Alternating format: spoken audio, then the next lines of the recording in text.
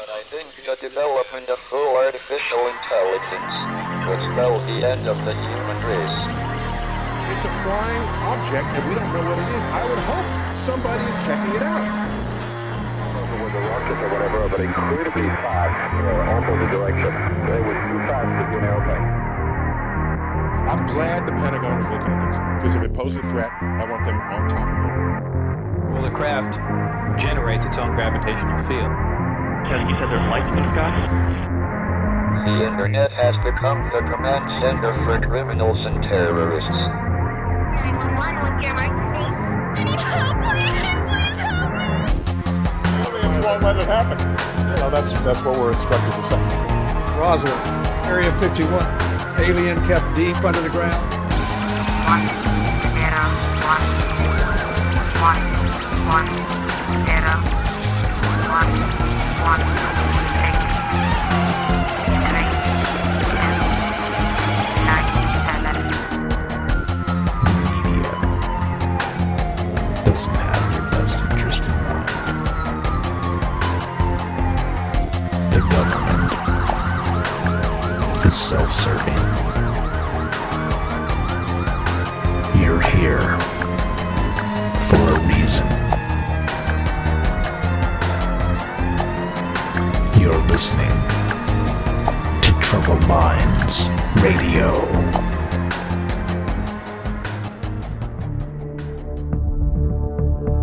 Broadcasting live from a secret bunker just off the extraterrestrial highway.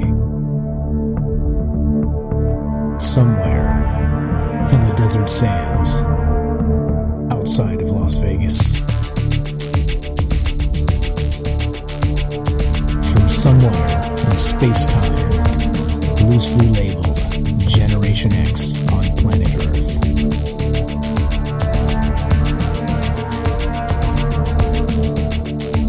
And asking questions of you in earnest into the digital darkness. Good evening and welcome to Troubled Minds Radio. I'm your host, Michael Strange. I'm here with your co-host, Frank Pierce. And we would like to say hello to all of you who might also have troubled minds. What's up, guys? It is Sunday night, and this show is live. If you want to be part of the show tonight, the number to call, 702-957-1037. Right there on the screen, 702-957-1037, or you can go to troubledminds.org. That's the official website. Find the phone number there and the Discord. And you can get on the show with the Discord as well. Old school phone number if you prefer to dial the numbers, or the kids are using Discord these days, so we got that too, whatever you prefer. And yeah, what is this? Are you new here? Are you not new here? It doesn't matter. All right, let's act like it matters. If you're new, what we do here is we talk about all the things we're not supposed to talk about, of course, which would be the government, which would be the technocracy, which would be major corporations, which would be academia, which would be the media, of course, that takes all of these entities and tries to spin them in such a way that they know all and we know nothing. Us. You, me, the plebs of the world, yeah. So here we are, talking about all those things and maybe looking at some of the news and, of course, aliens, paranormal, and conspiracy. That's really the core of the show, and that's what we do here. So if you're new, that's what we're looking at, and we will do shout-outs in just a minute. But, yeah, so there we go. Let's see, what am I missing? Am I missing anything there, Frank? I don't think so. I think I got everything. No, sounds pretty good so far. All right, so far so good. All right, so then we'll do shout-outs real quick, but first, let's get to your co-host, who's hiding in the shadows here. He's so shy. Ladies and gentlemen, your co-host, Frank Pierce. Hello, my name is Frank Pierce, and we are back again for another exciting show. We have a presentation prepared for you today on the mob, on the herd, on the people storming Area 51. We're going to look at protests. We're going to look at these Adrian provocateurs that try to break up protests. We're going to look at all this stuff around crowd control, because the mob, the group of people, the unwashed masses all getting together, they're the biggest problem for the government, aren't they? If we all decided to stop paying our taxes, what would the government do? They couldn't do a goddamn thing about it. If we all decided to march into Area 51, what could they do? They couldn't do anything about it. So they have to break this stuff up ahead of time somehow. And that's what we'll be looking at. That's what we'll be looking at. And we got some funny time travel clips and other stuff to sprinkle in there, here or there, but let's get into it. Let's get right into it. We got so much information and so little time to cover it. So little time, always so little time. All right, so we got here's some shout outs. We'll switch it up. We got first on D Live. We got Yeet 69420. What's happening, Yeet? How you doing, buddy? We got Noob Soup on Twitch, and we got Richard on YouTube. We got first over there. On Facebook, we got Timothy gets first. How you doing, buddy? Thanks for being here. We got Fred, Coriana, and Larry's here, and JJ, Jennifer from Las Vegas, Philip from Southern Oregon. How you doing? Let's see. We got Kevin. Kevin's here, and Dale. He says it's Sunday already. Yeah, right. Rolf, what's up, man? Been a while. Welcome back, sir. We got Mark here. Hello, Sherry. Thanks for being here. We got Tai. What's happening? Tai. That's a great name. We got who else? Did I say Mark? Yes. Jesse. What's up? Let's see some theories on the lost books hidden in the Vatican. Yeah. All right. Maybe we'll get to that. Let's see. Who else? Carlos, Guy, and Guy from West Texas. How you doing, buddy? And we got Caleb. If Area 51 works on gravitational field destruction technology, then all they'd have to do is simply distort the field around the post, thus making it extremely hard to even infiltrate. That's a hell. That right there. There's a lot of problems with this Area 51 march, isn't there? Okay, which we will get into, of course. Christopher, what's happening?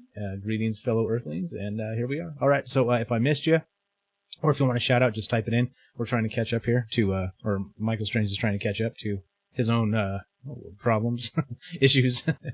Well, we don't have any of those tonight. All right, let's go. What are we into, Frank, tonight? Let's tell me it's something. Let's good. open a meme here in the Discord. I didn't link this to you, but I'm sure you can find it in the Discord.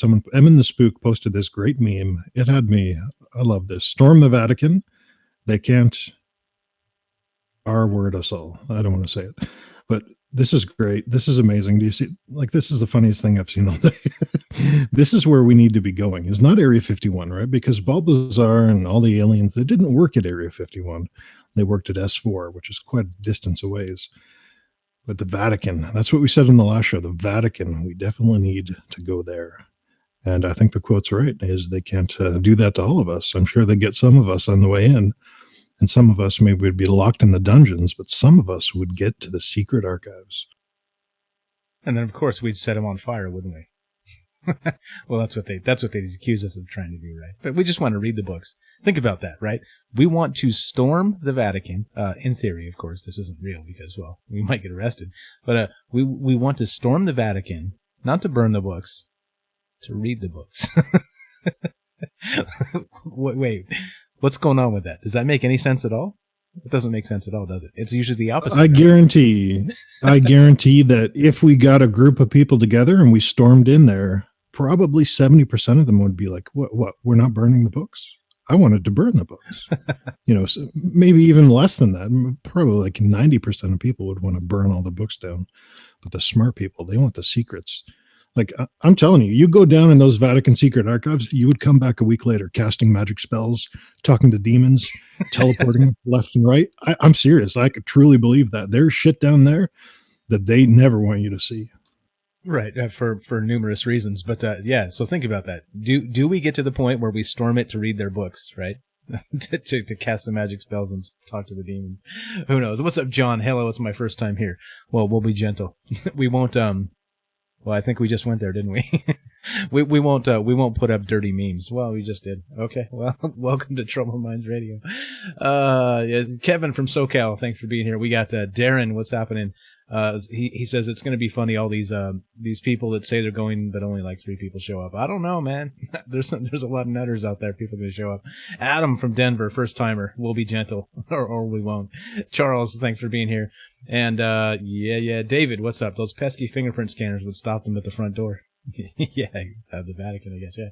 Okay. Yeah. So I mean, this is very good, and this is ridiculously true.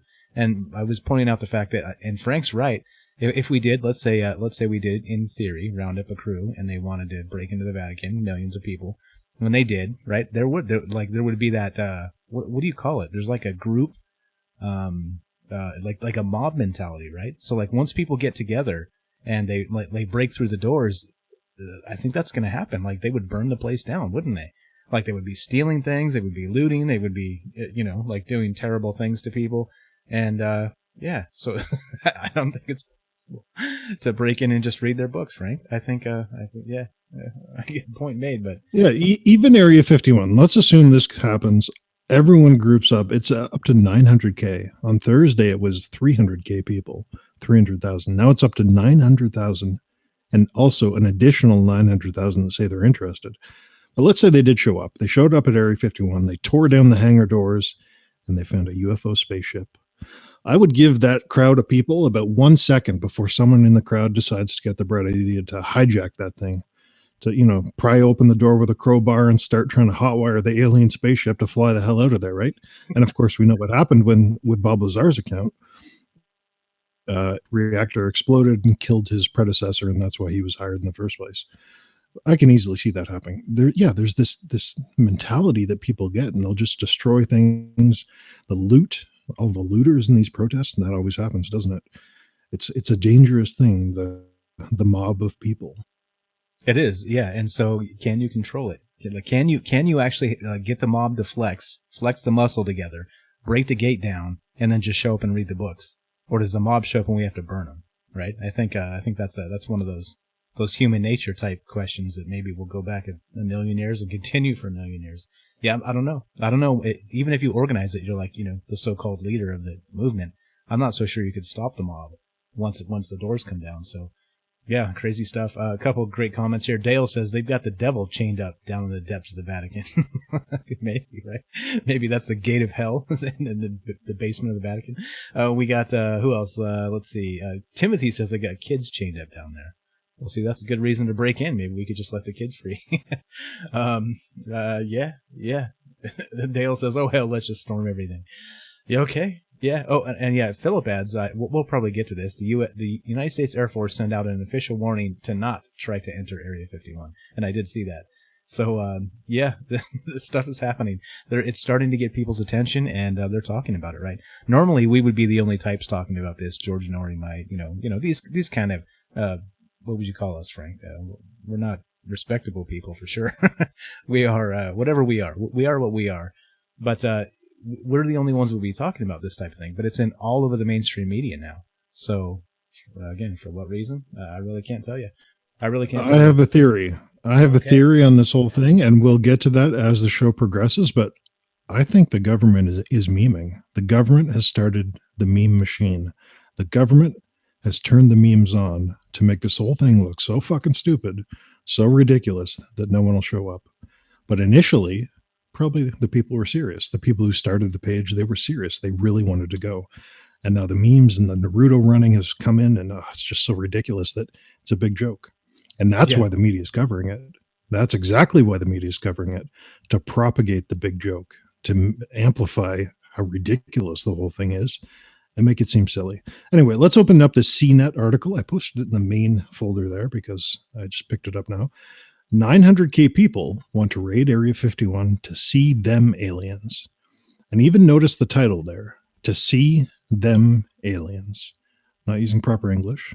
It's a little bit of a colloquialism. See them aliens, So in the title itself. So 900,000 people, that's a lot. Another 982 users have signed up to interested. Maybe they're interested to go.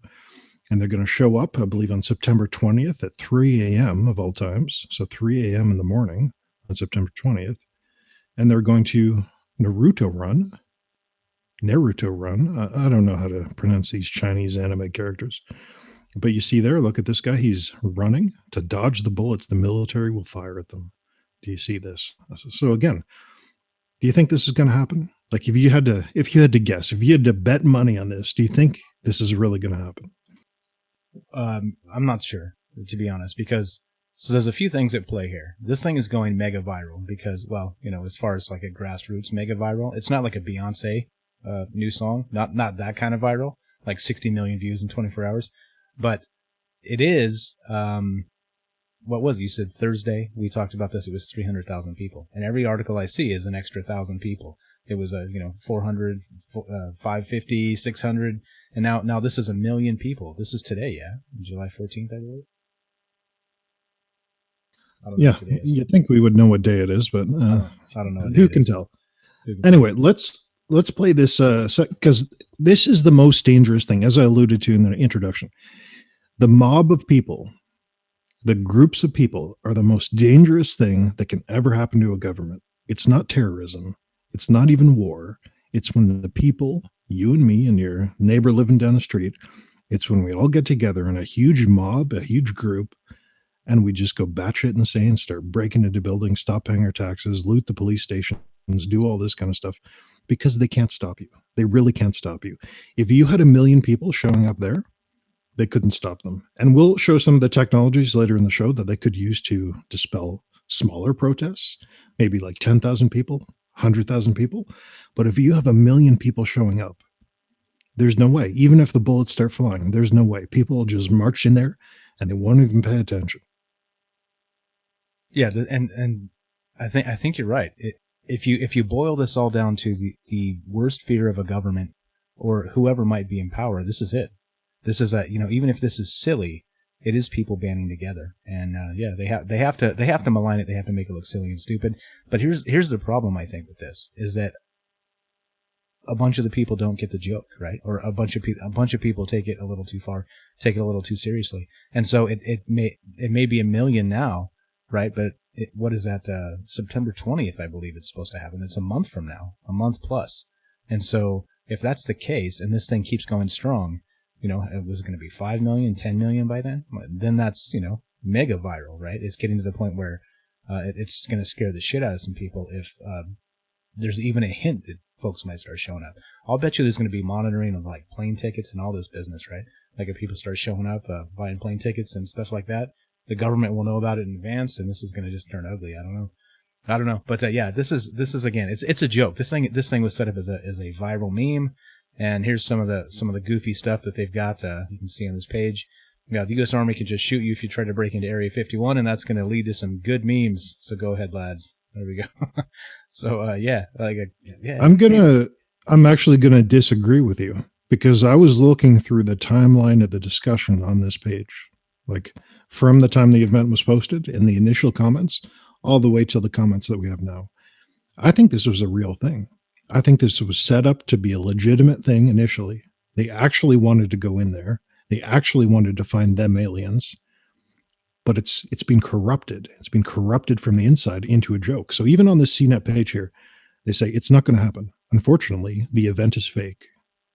Well, no. If you look back at the discussion, the initial people posting the commentary and posting the event, I think they were serious about it. I think they were really planning to do this.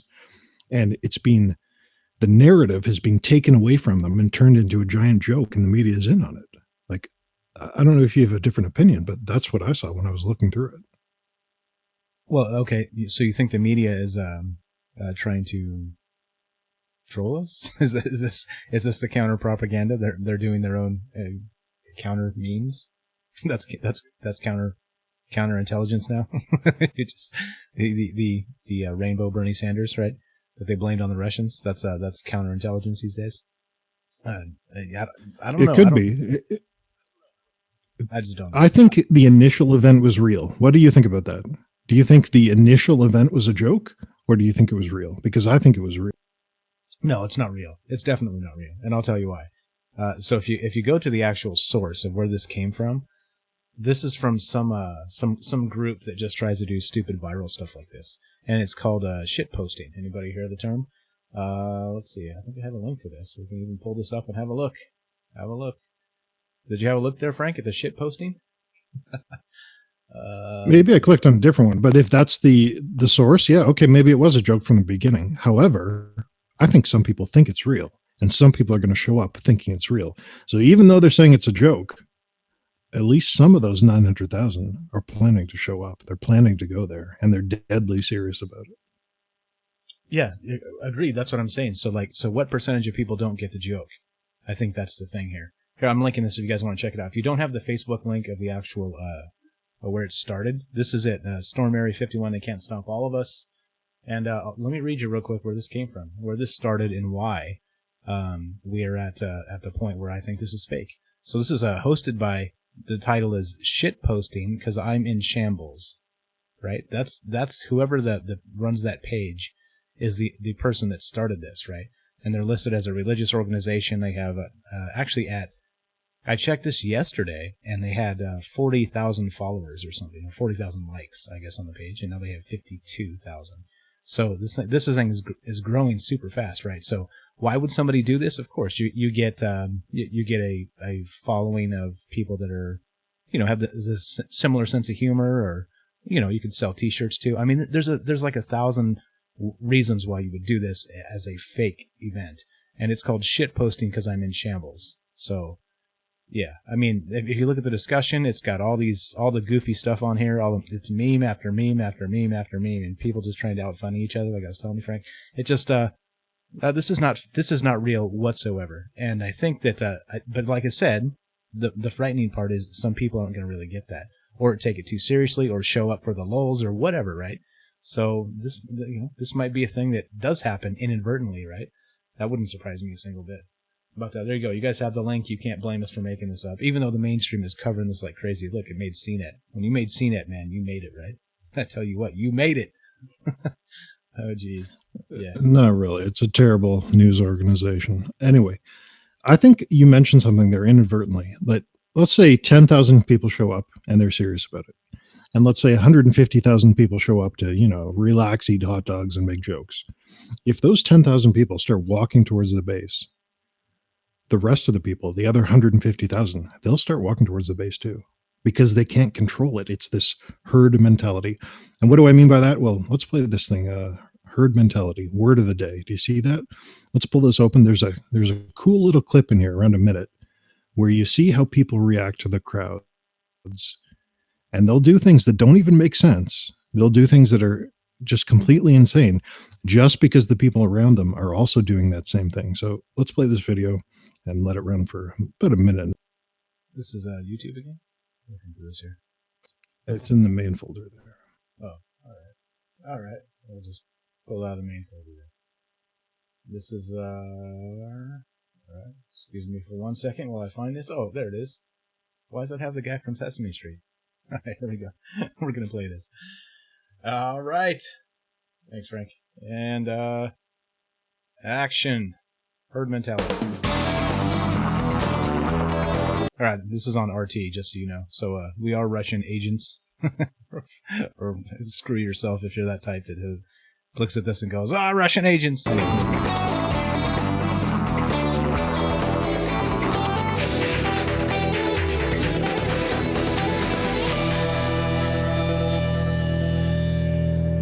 All right, we thought today was a great day to bring back by popular demand Word of the Day, where we break down a financial term or concept for our very smart viewer, but maybe just not the financial expert, not the Reggie Middletons of the world. Today, given what we're talking about with our guest, it's herd mentality. Now, why we're talking about this should be self-explanatory, but if not, let's recap.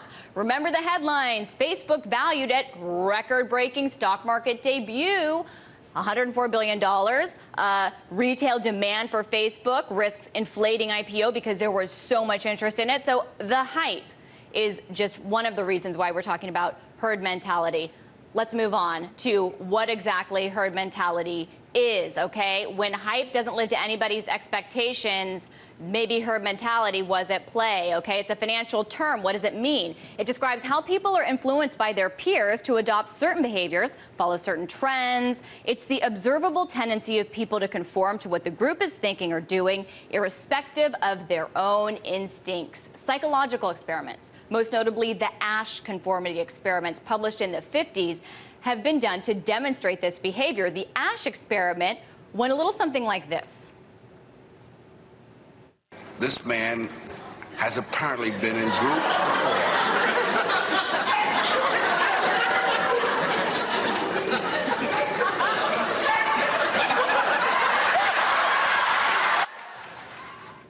That guy Yeah, you can stop conformed. that. Now, that was just a parody, but the What the hell? So you see that, right? No. He saw all the people in that elevator facing the wrong direction, facing away from the doors. Guy beside him, guy to the other side of him, and he walks in. And he's like, "What the hell's going on here? All these people around me, they're also facing this direction. So he inadvertently turns around and faces that direction, even though it doesn't make any sense, even though it's crazy to face the wall and stand there like an idiot. He did that. And there's tons of clips of this. This has been well studied over the years. But you see, this is the problem with a mob of people. So imagine, again, with that guy in the elevator, imagine 10,000 people show up at this protest and start going towards the base. Everyone else is going to go towards the base. Even though you're going to get shot, you're going to get killed, minefields will explode underneath you, they'll start marching towards it. Yes, and so as this grows larger and larger, like you said, 10,000 people is going to be like what? That's 5% of, I don't know, my math is terrible. Again, don't ever do math on a live stream. But so this is like a minuscule 1, 2, 3, 4, 5, like just a small percentage would be thousands and thousands of people that don't get this, right? And so, of course, I think over the next however many days this is going to happen. Actually, this is my prediction of this. Before we even get there, before we even get close to that date, there's going to be pressure put on Facebook to kill this event. Like they're going to literally take this down, maybe delete this page and make it go away. Because if it continues to gain traction, they're the medium that it's gaining traction on. The government's going to put pressure on them because they're saying this is some sort of domestic terrorism or whatever, right? Under the name of terrorism. And that's what's going to happen. I'll bet you.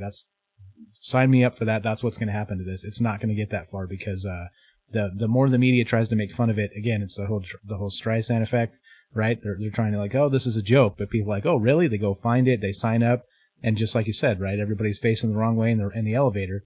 Everybody starts walking toward Area 51. Yeah, I mean, that's what's going to happen. That's my opinion here, and they can't allow it. They just, for 100 reasons, they cannot allow this to happen because, of course, right? The optics are terrible. They're going to have to beat people down. They're going to have to pull out exotic equipment to zap them with the audio waves or whatever the hell they do, or they're going to just shoot people and people are going to be dead, right? So like no matter what, if they show up and they just start instantly arresting people, it's terrible optics as well. Like all of this is just a PR nightmare for the government and for the U.S. Air Force and for every other thing possible that could be stormed like this that we could put pressure on. And that's my take here. So we should put a poll up. People have been asking for a poll. What do we think? What are the options here? So do you think that's going to happen? Okay, let's come up with 4 options, Frank. We'll put a poll up and we'll see what people think. But so one is, let's go with that. The first one is that Facebook gets pressured to take the post down and it goes away. What's option 2? I personally wouldn't vote for that option because I think that is the Streisand effect. If they delete the Facebook post, someone else is going to make a new post. Someone else is going to make a petition somewhere else. Like getting rid of that post will make people even more serious about it. So yeah, one option, they delete the post. Second option is people actually show up and they go to this base. Third option is, I don't know, no one shows up at all. It's a giant joke, even though the post stream ends up. And the fourth option, well, who cares? Maybe who cares about this? It's a funny joke. We shouldn't take it so seriously. All right, so Facebook deletes posts, people show up, let's say peaceful, and then we'll say people show up and shit gets bad. And what else? And no one shows up. And no one shows up. No one shows up. All right, people show up, violence, and all right, we're putting this poll up, guys, so you can give us an idea of what you think should happen or is going to happen here. Again, it's a little bit more than a month out. So this is what I say, July 14th, and it's September 20th is when this is going to happen. So a month and a week. Will this thing remain viral for that long? It's hard to say. So yeah, here we go. Okay, so first one, Facebook deletes the post. 2 people show up peacefully. 3 people show up violent, and 4, nobody shows up at all. There we go. All right, it is up. Poll is up. Take the poll. Let us know what you think. If we missed something, or do you have a different thing you think will happen, type it in the chat. We'll read those as we go as well. And if you're not on Facebook where this poll is, go ahead and type in what you think is going to happen anyway, wherever you are in chat. So we'll add that to the poll as we tally this. And yeah, there we go. So there we go. What happens? Facebook deletes the post, kind of diffuses it. 2 people show up and there's a peaceful thing, like we eat hot dogs and play guitar and nobody really goes toward Area 51. Maybe the police are there and nothing happens. Or people show up and shit goes dirty because they start walking like zombies toward Area 51. and then, of course, start getting beat down. Or nobody shows at all. Yeah, there you go. Take the poll. The poll is up. The poll is up. And again, I completely disagree. I think if you delete that post, you won't suppress it. You'll inflame it so much that people will show up for sure. So if that post is deleted, I would bet money that people are showing up at Area 51. I guarantee that. If that post gets deleted, people will be there. That's my prediction. Okay. There we go. I don't know. I think Facebook's going to delete it because it's the only way, right? It's the only way. It's growing really fast, and again, Thursday it was 300,000 people. It's Sunday, and now there's over 1 million. So what happens? I think you have to. How about this? If people die, right? Let's say my little boy Jimmy, a little teenager, gets this and gets a bus ticket and goes out there and whatever ends up dead, right? Don't you think Facebook's liable for that situation? I think there's a problem there. No, there's a problem there. There's a problem. I don't think so. Well, okay. There's a bunch of. Remember that video? We didn't show it on air, but remember that video I showed you a long time ago about the guy shooting his foot? You remember that? Like, people do stupid stuff on there all the time. So let me try to recap. There's a guy on Facebook. He was playing Russian roulette with his feet. So he was putting around in the chamber, spinning it in a revolver, and then shooting his foot, passing it to his friend. His friend would also shoot his foot. And that turned into a viral meme where a bunch of people ended up shooting their feet because of stupid shit like that. And Facebook is never liable for it. Okay. All right. I'm just saying, like the lengths people go to blame somebody else for their fault or their issues is tremendous, is kind of my point. Okay, anyway. All right, there it is. The poll's up. Facebook deletes it. People show up and it's peaceful. People show up and it's violent, or nobody shows at all. Take the poll. If you think that it's something different, type that in as well, and we'll read that and then consider it as we go. I have no idea. I don't know. We got Bob Lazar in the chat. What's up, Bob Lazar? Thanks for showing up. We appreciate you being here. Call us if you would, 702-957-1037. We want to hear your take on Area 51 and this raid here. It is live for everybody else too. So if you want to call us and tell us what you think, we are here for that. But okay, let's keep on moving. So we got a mob mentality is what we're looking at here, Frank. And you think that maybe this may be an issue with this? Exactly. So Noah in the Discord here actually wrote a relevant comment. He said, I think the second there's a gunshot, people are going to scram. So people show up, and the second there's a gunshot, everyone's running away. They're fleeing. They're running in terror. Do you think that's going to happen? Yeah, no, I think that's all you need. And so even if it's rubber bullets, yeah. So once you hear that gunpowder, the pop, I think you're right. The herd mentality breaks up, and it's get the hell out of here. So yeah, I think that's a possibility too. Would that fall somewhere between peaceful and violent? If nobody gets shot, actually they'd trample each other. So that would be violent, I guess. I doubt it. So people are willing to die for these things. That's what you have to remember, is people are willing to die. So let's look at the Tiananmen Square massacre, because we've all seen some of the footage. That guy standing in front of the tank and he's like holding his hand up, right? You've seen that footage. We've all seen it. But let's play the real footage, the footage you never see. So you see this Tiananmen massacre from Sarsalite. Do you see that video? Let's play that for a couple minutes. And if you have children in the room, well, close their eyes. And their ears, because we drop an F-bomb now and then. All right, here we go. We're going to play this. This is Tiananmen Square, and this is some footage that you haven't seen. Now, this was, what year was this? 1989, it says right there. So this was China battling for democracy with sit-ins, peaceful sit-ins, and of course it turned into a lot more than that. So here we go. Action.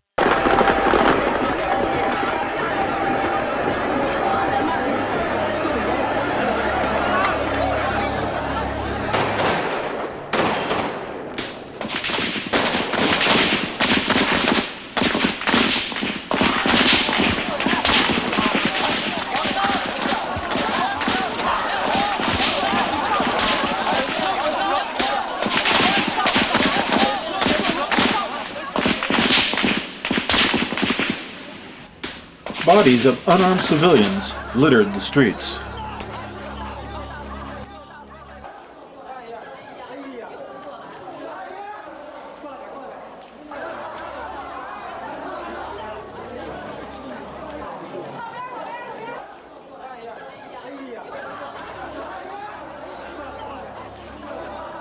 God damn it, Frank. This is going to get us taken down.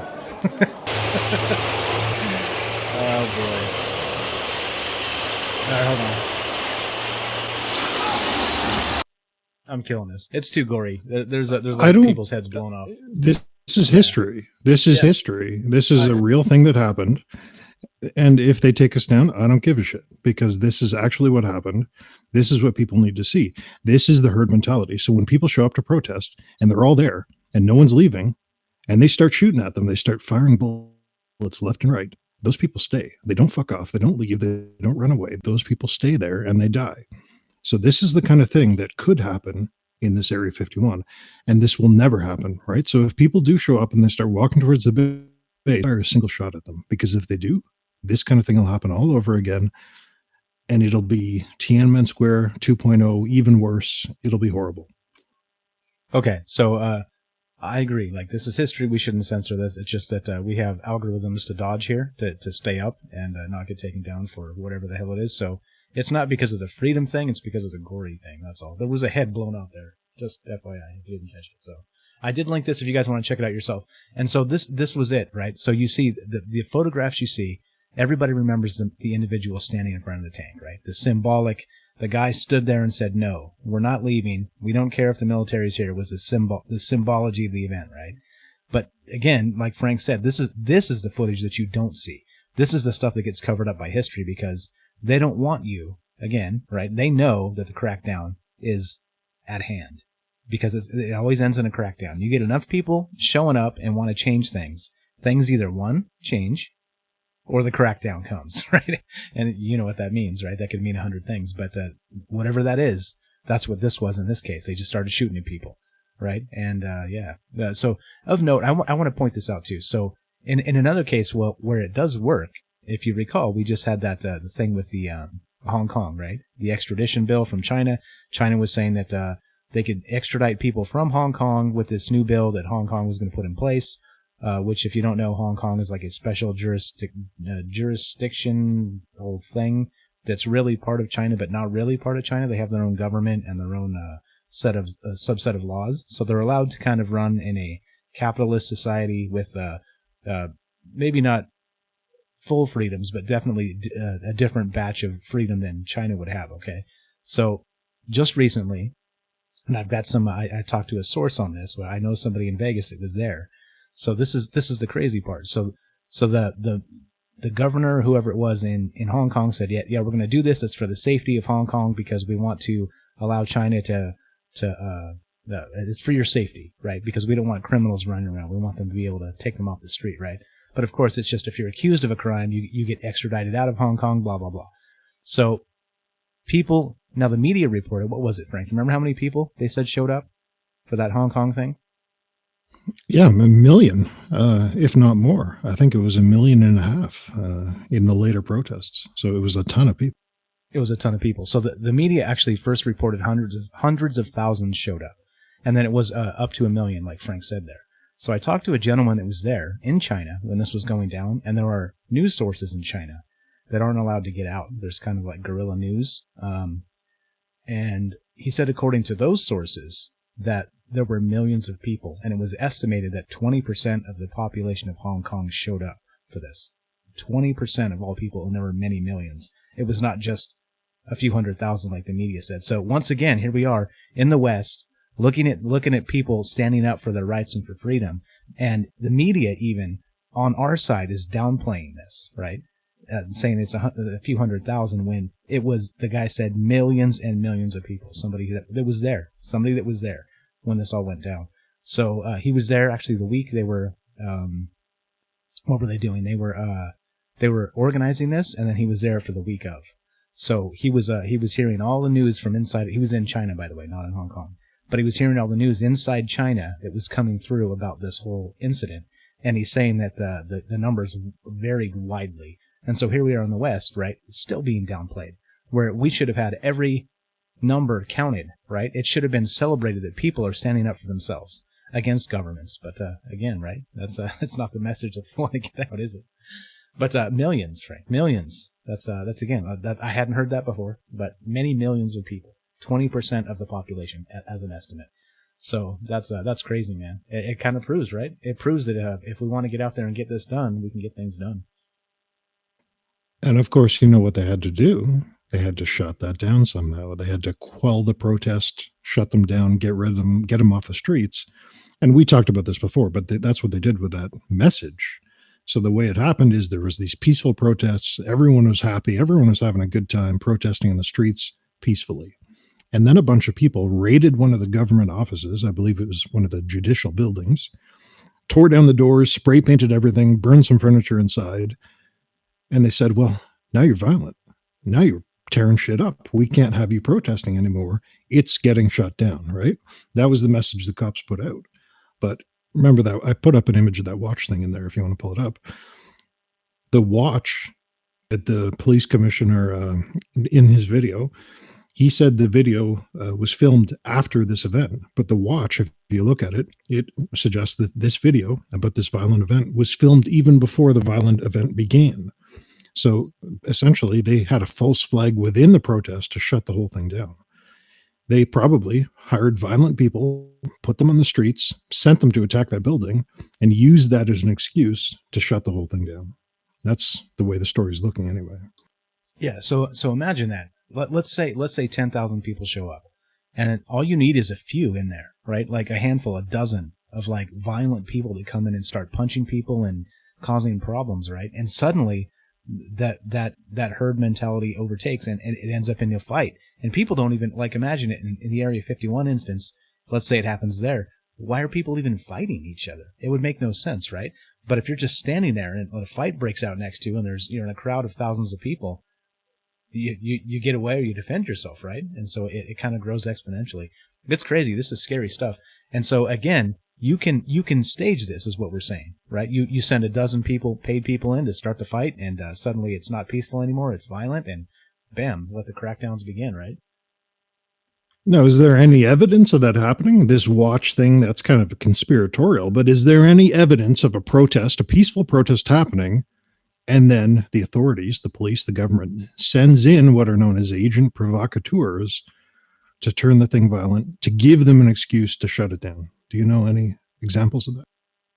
Oh, there's lots.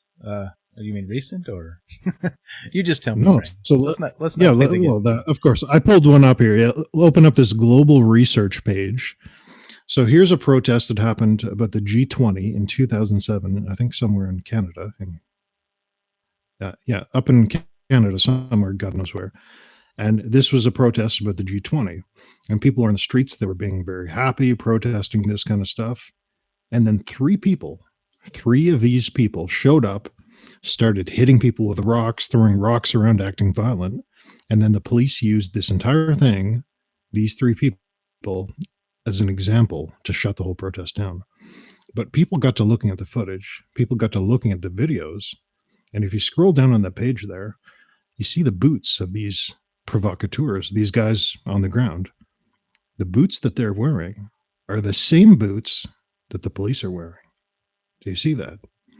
And this was proof. And the police commissioner, whatever they're called up there, eventually did come out and had to admit that these undercover guys, they were police officers, and they were there to stir up the violence.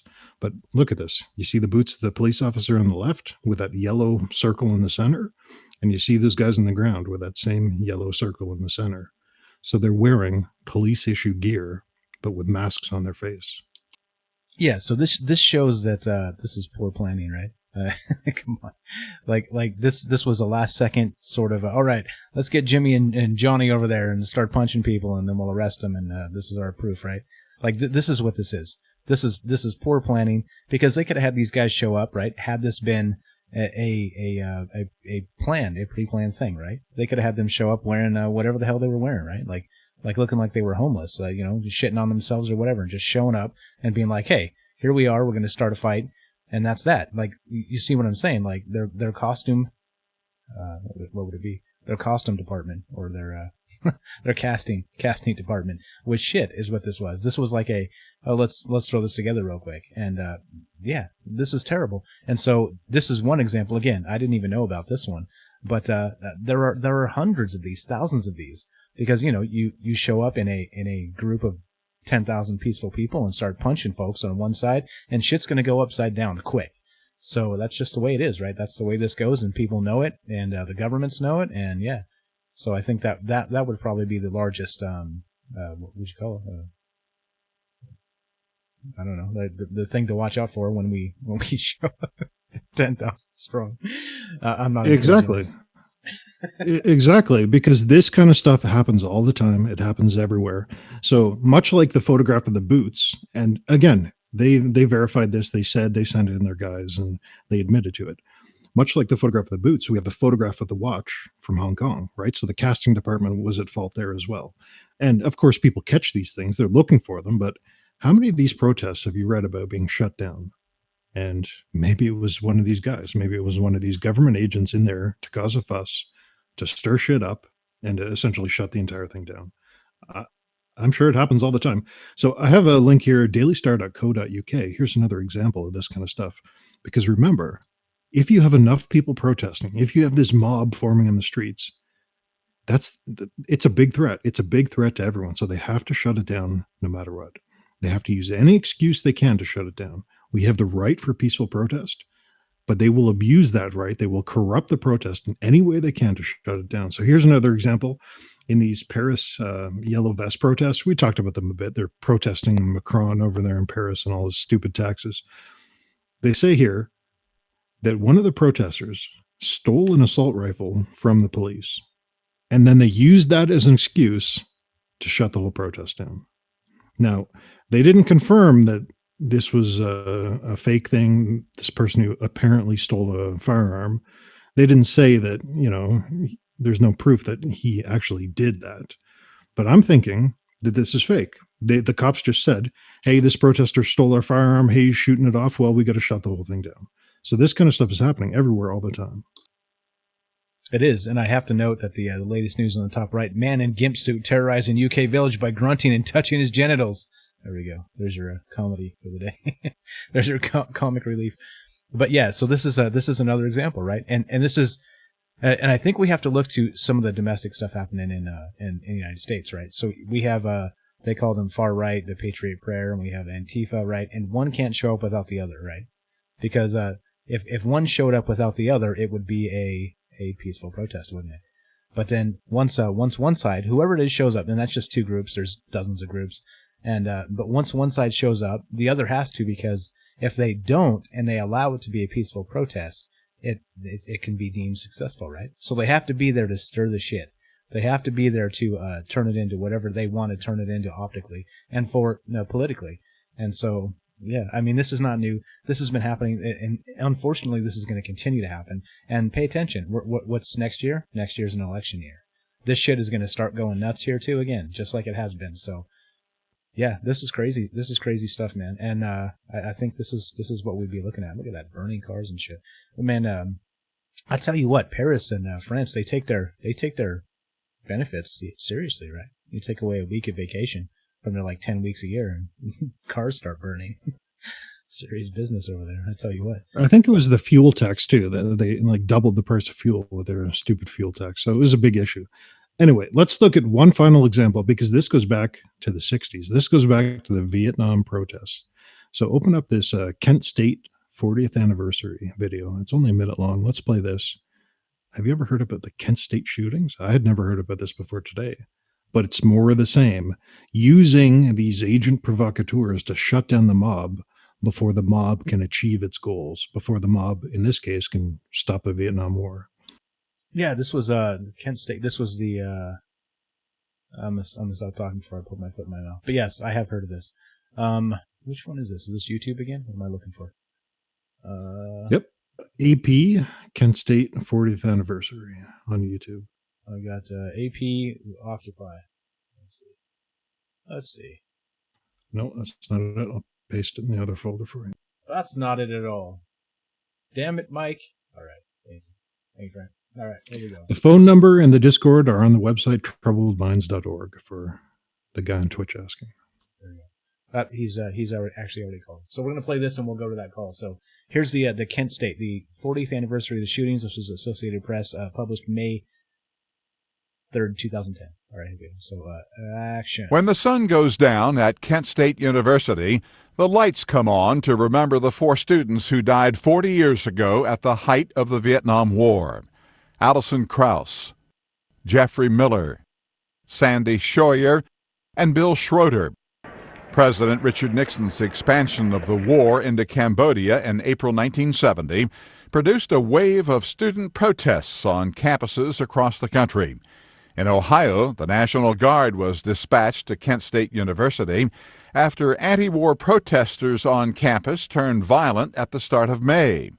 On May 4th, a noontime rally turned bloody when National Guardsmen, who had been ordered to disperse the demonstrators, advanced on the angry crowd and wound up firing on them.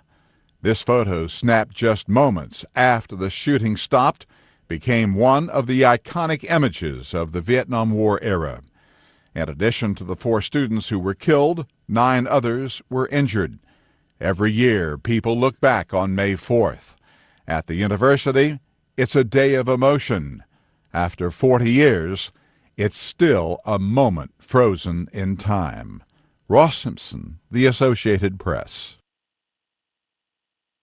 There you go. And that's people protesting and getting shot.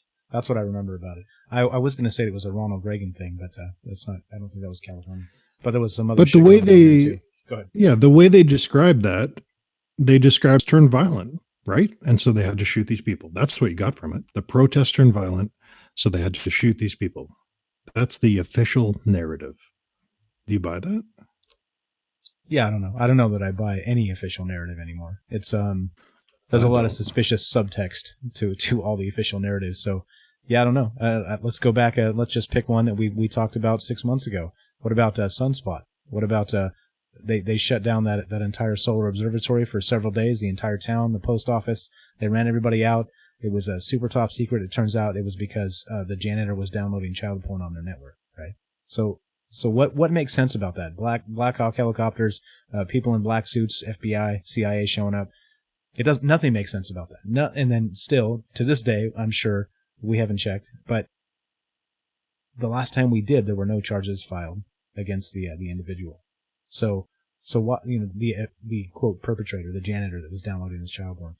So again, like all the official narratives, I think if you don't initially think they're suspicious in one way or another, I think there's probably something wrong with you, like either, maybe you have bigger things in your life, like, surviving, and that's fine. There's nothing wrong with that. But, there are, if you buy the official narratives hook, line, and sinker, I think there's probably an issue there. But whether, like you can point to us and say we're stupid conspiracy theorists. I don't know. If you don't think to question the official narratives, I think maybe there's a worse word for you, So there we go. Not trying to point fingers, but I just think it's something that has to be done. But okay. So where we're going to go to the call. But definitely. No call. I think they're both in Discord, so we'll get to them in a second. I want to finish this part off. So again, these Kent State protests. Can you open the Wikipedia page on Terry Norman, if you see that? So the way the story goes, the way the official narrative goes, is that the protests turned violent, and these National Guards had to shoot these kids, and they died, the 4 of them. But if you actually look at the history and look at what went on, there's this guy named Terry Norman. And who was he? Well, he was an FBI informant that was on the campus at the same time. And so people think, and it's pretty much confirmed now, although they haven't investigated it, that he started this violence. So you can even see here on Wikipedia, surprisingly, I guess no one goes to this page, that's why it's still on the internet, but Norman was the only person on campus other than a guardsman who admits to having a firearm. So the guardsman who fired on the students continued to insist for years and years and years that shots preceded their gunfire. So when they said the protests turned violent, it was because there were shots before they started shooting. And so they assumed that Terry Norman started shooting. So they even say here there had been a previous and never fully explained incident on Blanket Hill in which Norman drew his gun, pointed it at students, and shot in the air, saying, "Leave me alone, don't hurt me," all this kind of stuff. Now, if you scroll down to the very bottom, there's some videotape or audio tape that was released. And it actually proves that someone had fired 4 shots 70 seconds prior to the National Guardsmen opening fire. So this evidence appears to implicate Norman as the shooter. So the official narrative, again, is the protest turned violent, and these National Guardsmen had to kill these students. But the unofficial narrative is that this admitted FBI informant, Terry Norman, was on the campus. 70 seconds prior to the National Guardsman's shots, he started shooting, and they used that shooting to start shooting the children and to kill them and to shut the whole protest down. Does that make sense? Yeah, it makes perfect sense. And this is, it's out of the Revolutionary Handbook, right? So that's how you shut down a peaceful protest. You turn it violent. And how do you turn it violent? You fire a couple shots, right? That's all you got to do. It's as simple as that. Just like somebody said, was it Philip or somebody in the chat said, once shots ring out, or no, that was Noah in Discord, right? Once shots ring out, people are going to run like hell. And it turns into not violent anymore, because even the act of running, people are going to trample, people are going to fall, right? Then you have like the news blurbs showing the scuffed knees and the bloody legs, and the guy hit his head on a rock, and all these things, right? It's really easy. It's really easy, unfortunately, to turn a peaceful into a violent protest. And then the crackdown begins. The crackdown. That's what this episode is going to be called, the crackdown. The Area 51 crackdown. Yeah. So I had heard about this, and this again, people end up dead, right? So, and people didn't need to end up dead here. I think that's the problem. And that yeah. I'm with you, Frank. This is all. No, I disagree. People did need to end up dead, because that's how they could shut the protest down. That's how they could stop its momentum. That's how they could suppress it. Because if this had kept growing, maybe they would have gone back in the Vietnam War. Maybe this protest would have spread to other protests, other campuses, and this would have continued. So people did need to die here to shut it down. And this Terry Norman fellow, by the looks of it, he's the one that started this, to give the government an excuse to people and get people running away, shut this whole thing down. So again, this might be what happens at Area 51. People show up. They use this herd mentality to start walking towards the base. The other people that are there for a laugh say, hey, fuck it, let's go. And they follow them. And then they start shooting, or they start violence within the protest as an excuse to really crack down on it. Yeah, I agree. Again, that's why it's in the poll here. Again, take the poll. What do you guys think will happen in Area 51? Facebook deletes the post, diffuses this. People show up and it's peaceful. People show up and it's violent, or nobody shows at all. Take the polls on Facebook. If you are not on Facebook, just type what you think happens in the chat. And yeah, we're still talking about this. Is this going to go down? What's happening? It's about 5 weeks away. So there we go. We're still talking about it. Kent State, Tiananmen Square, and all the other things that started peaceful and ended up not. So there's that. All right, let's go to the Discord, Frank, unless you got anything else right there. Yeah, I'll move in one and you can say hello. Hey, so I have...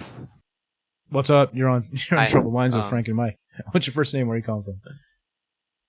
I am Josh, and I'm calling from California.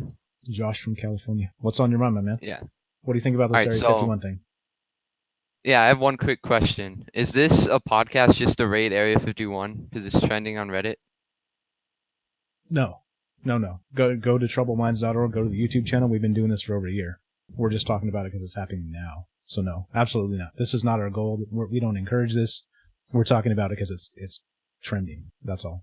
No, okay. No, not at all. All right. Yeah, that's all I have. Okay. Yeah. No.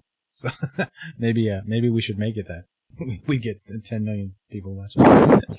Okay. So you're in California. Are you going to show up to this thing? Do you think it's going to happen? What are your thoughts on this whole subject? Personally, I'm not really a believer, but who knows? I'm kind of neutral. Yeah, I'm neutral. I'm not. Okay. Would you show up to it? Yeah. No, I don't think so. No. Okay. So no, this is the thing. So if you're new to the podcast, which we appreciate, this whole show is about just what you said, right? Like I don't believe one way or the other till I see the evidence, right? And so we talk about the speculation of these things. We talk about the evidence of these things, and we kick it back and forth because who knows? Sometimes there's some compelling evidence. Sometimes everything looks like a hoax, right? And that's what this show's about. So, yeah. So you think this is a big hoax? It's not happening? Is that your stance at this point? Right now, I'm neutral. Okay, just completely neutral. Yeah. You have no take on whether this is going to go down or whether it's just an internet hoax. Yeah, I don't have an opinion. Okay, fair enough. Okay, how about this then? Do you think they had aliens at Area 51, or is it all a bunch of bullshit? I really don't know. I was just here to to ask a question. I don't know. Fair enough. All right, that's Josh from California. Thanks for Thank you being for the brave call. enough. Yeah, thanks for being brave enough to get on here. Lots of folks say lots of things and then they won't even get on here and say hi. So we appreciate that a lot. All right, so let's go to the next one there. Hello, you're on Troubled Minds Radio with Frank and Mike.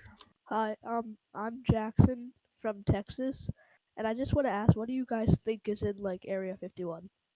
Jackson from Texas. You want to take that one, Frank? Yeah, so the government isn't stupid. They're cunning, and clearly they would have moved all the good stuff out of there. Like they've had a month in advance warning. This is happening September 20th.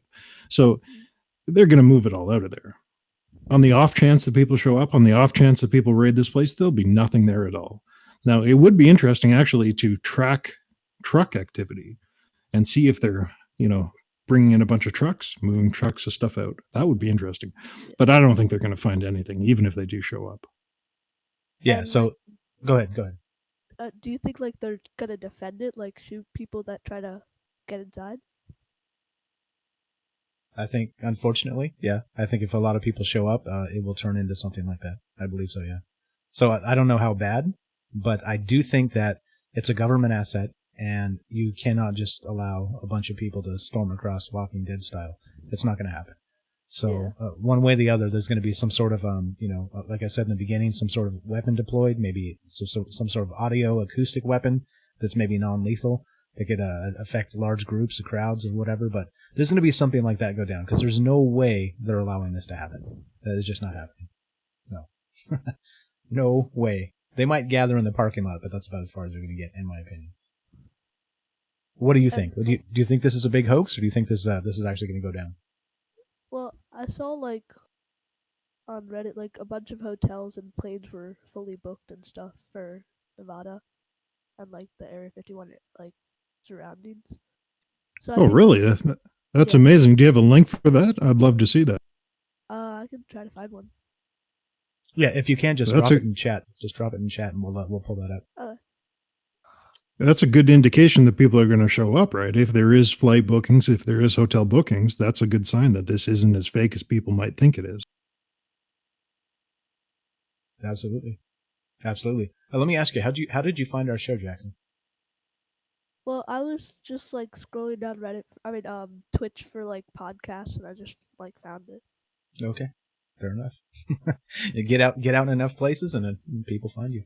All right, appreciate that. Do you have anything else for us while we have you on the show here? Not really. I'm okay.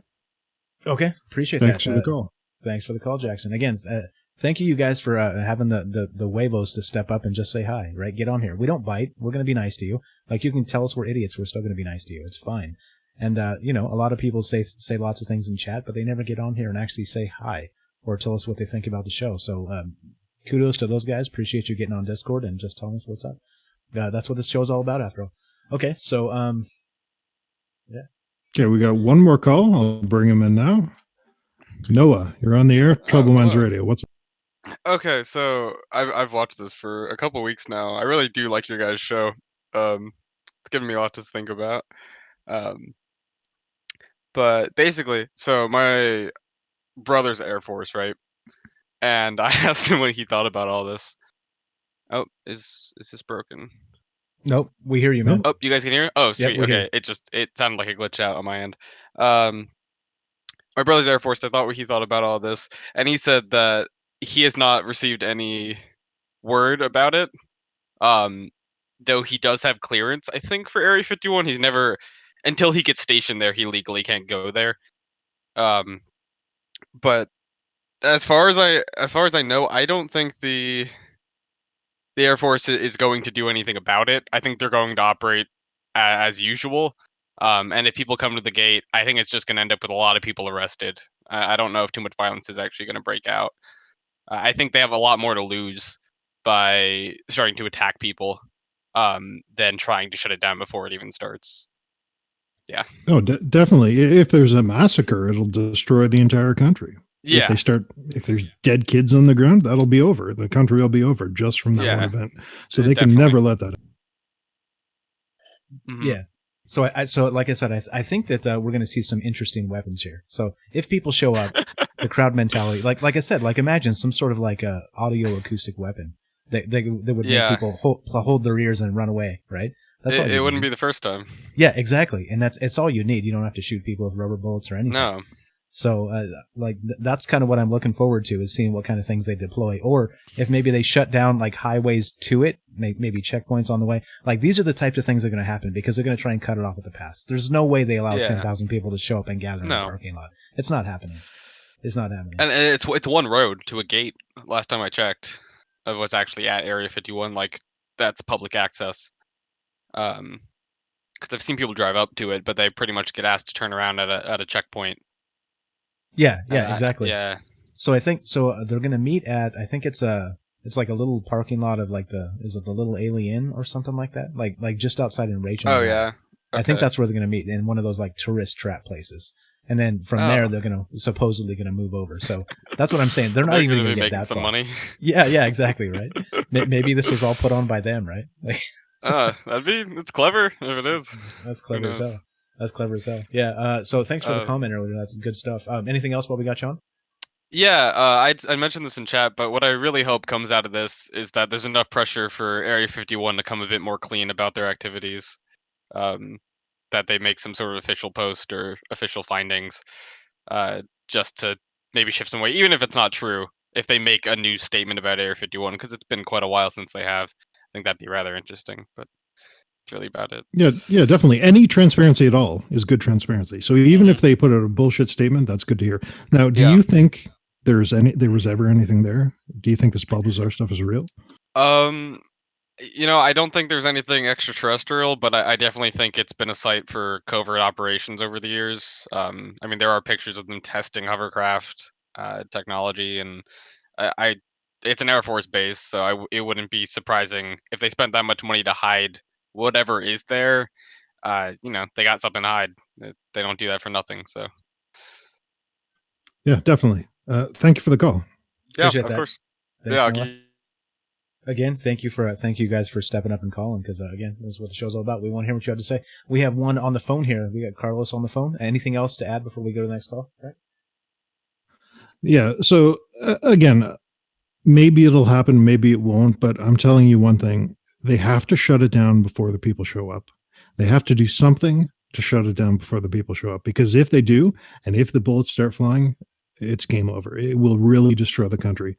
Like Tiananmen Square didn't destroy China because they have a massive propaganda effort in their news media. They can control the narrative, no problem over there. But if that happens here, it's going to be terrifying. So, I'm almost advocating don't show up, because if this turns dangerous, if there is this herd mob mentality, it's going to cause a real problem. And I think people are laughing about it, joking about it, but it could be a really big issue. Yeah, this is going to turn ugly, I think, if it's allowed to happen. And I just don't think if the traction continues, it's not going to be allowed. It just will not be allowed. So we'll see what measures the government will go to maybe keep these things from happening. But, okay, let's go to this call, and we'll. Sorry, Frank, this is on the phone, so they can't hear you, but we'll keep it short. Is this Carlos? What's up? You're on Troubled Minds with Frank and Mike. Hey, what's up, guys? How you doing? Yeah, I was calling you guys. Good. I just wanted to comment on the Area 51 thing. I mean, do you guys think maybe that's possible that too, with the Jeffrey Epstein scandal, all that shit, how he already had priors and all this shit. So I wonder how he's going to escape out of this one. So maybe divert the attention, like false flag. Like when he got busted, I thought something was going to happen. ISIS was going to fucking resurrect all of a sudden, because obviously the media has been quiet about it. And I see. Okay. Maybe that's what I think. I don't know. So maybe something to divert the attention off, because these billionaires, I mean, this whole Jeffrey Epstein thing is big. I mean, if he started dropping names, this shit could fucking drain most of the fucking swamp, if you understand what I'm saying. I know exactly what you're saying. There's a lot of major people that should be involved in this, and it's been.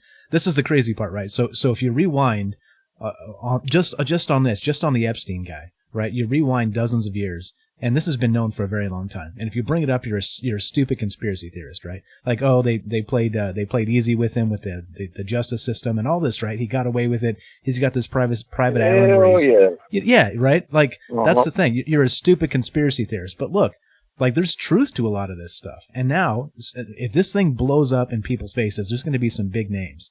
So that'll be interesting to see how they try and what would you say, massage it just the right way. So he gets justice, but the people involved with him do not, right? That's going to be the game here. And how they play that, I don't know. So maybe you're right. Maybe this is some sort of psyop.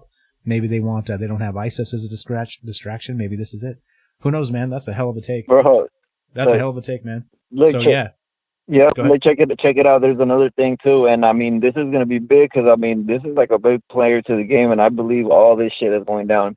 And check it out, like, you know how I live in California right now. We're right now just bracing for that earthquake. All the pressure is building down south, and some of it escaped towards, I think towards Nevada. I heard. I follow this guy called Dutch Sin.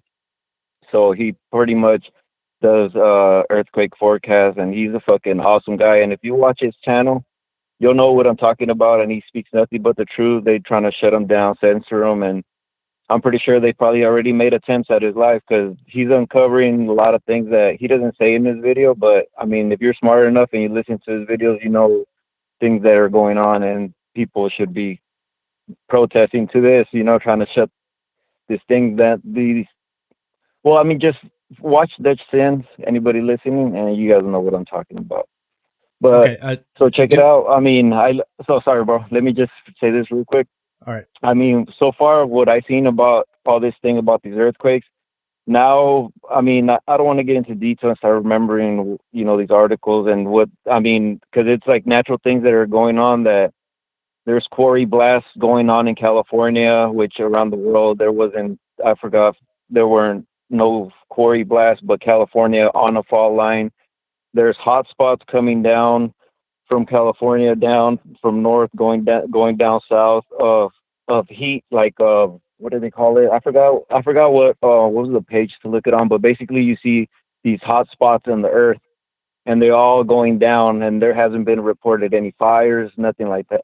So if you ask me, they're using direct energy weapons, just like how you might call it, like I would say, conspiracy. California, those wildfires, I was right here, I heard about it, and all this shit didn't add up. So I'm thinking they're causing this, and if this dude is as big as I think it is, there's something big that's gonna happen to fucking take everybody's attention off. If it ain't that, if it ain't Area 51 getting fucking getting intense, standing basically against civilian versus the fucking government. I mean, something's gonna happen to divert the attention off this guy. I just know it. So I'm just waiting to see how it plays out, because it's just like a fucking movie, because I've seen it happen. Yeah, it seems to keep happening. So, hey, what I was going to ask you is that you got some good sources there. Please join the Discord and drop those links in there so people can follow up on what you're talking about, the earthquake guy and the other stuff. Because that's, like, you say the name real fast, it kind of buzzes over people's head and they don't check it out. If you put the links in, people look at it. Okay. So, appreciate that, man. Yeah, yeah, okay, cool. His name, I mean, just look him up. He's on YouTube, is Dutch Sin, and he's an earthquake forecast guy, and just follow his videos, and he's basically all around the world, and he's damn near 95, I think 95 and higher % of his earthquake forecast, just because of his system and he does. He's like, this guy should be having his own fucking TV fucking net, like, station, like, channel, doing all this shit. He's a smart ass guy. He knows what his stuff. So just follow him, and I'm pretty sure that you guys and everybody else fucking agree with me. Okay, perfect. So that's about it, guys. But I don't know if you guys want to input anything else on that, but that's all I had to say about that. Appreciate that, man. Well, we'll keep on trucking and talk about that. Thanks for the call. That's Carlos from California. Anything to add to that, Frank? I know you caught some of that. Yeah, this Epstein thing, all we can do is keep paying attention to it. Even the media now, you see them suppressing it. It came out that, Bill Clinton was on that guy's plane 27 times. Bill Clinton 27 times on that guy's plane. And the media's not telling you about it. The media's not saying anything about it. Trump said he's a terrific guy. I see that over and over and over again. but they're not talking about Bill Clinton, are they? They're not saying a single thing about him. So they're even trying to suppress it now just by not covering it. So all we can do is keep paying attention to it, keep looking into it, even if shit blows up, even if shit goes bad at this Area 51 thing. I think I agree. We have to keep paying attention to this as well, because that's a big issue. Yeah, this is again, you rewind dozens of years and quote conspiracy theorists have been saying, hey, there's a huge pedophile ring going on with people trafficking children at the highest levels of power worldwide, right? You say that sentence and people look at you like you're insane. But the Vatican, like the Vatican itself is one of those institutions. And so it's like, well, there are more, of course. I think in the late 80s, early 90s, there was a big ring bust in the UK. So, I mean, this stuff is happening. This is not fake stuff. It's just that it gets suppressed because the people involved have huge money and huge power. That's what it comes down to. And again, that's what this show's about. Whatever. Oh, fuck those guys. That's what this show's about. Okay, so here we go. Ben's bored and wants to move on. What's up, Ben? Why don't you call us and tell us what we should be talking about? There you go. How is that for the call out? Okay, so where are we at, Frank? Where are we at, buddy? Yeah, because you mentioned it a few times, let's look at some of the non-lethal crowd-controlled weaponry they use to shut these things down. Like, let's look at some of these technologies. Let's look at some clips of people getting beamed on because it's hilarious. So open up this one, skunk cannon. So Israel, they use a putrid liquid to control riots. So skunk cannon, let's just play it. It speaks for itself. It's kind of amazing if you think about it. All right, skunk cannon here. Spray stinky shit on people. All right, we're gonna play this. So okay, this is a heads up. This might happen to you if you go to Area 51. First it was the bullets, then the tear gas, and now this. It's probably the worst smelling substance you will ever smell in your entire life. You stink, you bad people. I don't have a home. It stinks. You made it smell. I have nowhere to go. I can't even see my son. You sprayed him. Developed by Israeli security forces, this foul-smelling liquid is used to disperse Palestinian demonstrations, and it's proving to be pretty effective. If it hits you in the eyes, it could be painful and it could cause redness, and if swallowed, it can cause stomach problems. It's important to state that this material has never been used against Israeli Jews in only Jewish demonstrations. It's the answer to a years-old search by the Israeli military for an alternative to tear gas to control crowds. The skunk is an anti-riot means that we employ in order to live up to our philosophy of containing riots at a safe distance while also ensuring the safety of everyone involved. But those on the receiving end claim it's being used as collective punishment. It's sprayed not at stone throwers, but generally simply at people participating in non-violent marches, and very often is that the skunk is sprayed at homes, at gardens, at people who are not participating at all in any demonstration. Take a There you go. The skunk, they call it. They abbreviate it to the skunk. Oh, Jesus. That's good stuff. Think about that. 100,000 people show up, 500,000 show up. They roll out, 20 of these trucks, and they just smoke the crowd down with the most putrid, most foul-smelling thing you could ever imagine. What are you going to do? You're going to get the hell out of there almost immediately. So this is kind of a cool way to control crowds, because you just make them stink, make them smell horrible, and they're just going to leave. They're going to want to get clean. It's like a fundamental human belief. So I can see them using something like this for sure, because that's kind of amazing. Yeah, so notice that they sprayed on you. It stinks like a skunk. If it gets in your mouth and you swallow it, it gives you a stomach ache. All kinds of terrible stuff. Yeah, that's not what I'm trying to do. So yeah, there you go. If you guys show up, that's what might be what you get. There's one example. Yeah. Do we have somebody in Discord? Somebody said bring the Discord guy in. Is that right? No, they're not. I saw that, but I don't see anyone in Discord. If you want to get back on the show, or just join the Discord again, we'll pull you in. Anyway, let's go to the next one. So the skunk cannon is pretty cool. Let's look at millimeter wave directed energy technology, a demonstration.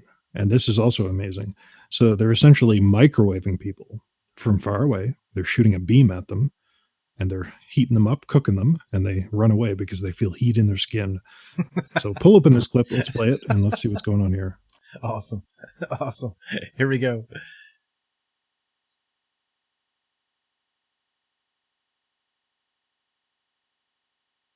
Yeah, we can get to it any second now. Any second now. All right, so there's what appears to be a black screen, and there we go. A bunch Marines of and people. several other DoD representatives had quite the heated demonstration at Quantico, Virginia from the Joint Non-Lethal Weapons Directorate. This is a military area. Move away from the perimeter. I say again, this is a military area. Move away from the perimeter. Their new active denial system boasts a reach far beyond any other non-lethal system. Well, it's a versatile system, and it has a range of non-lethal capability that we can't even come close to with any of our fielded systems today that are in our military forces. About 7 football fields to give it some perspective. It can deter individuals on a military perimeter all the way up to a riotous crowd, all without permanent harm.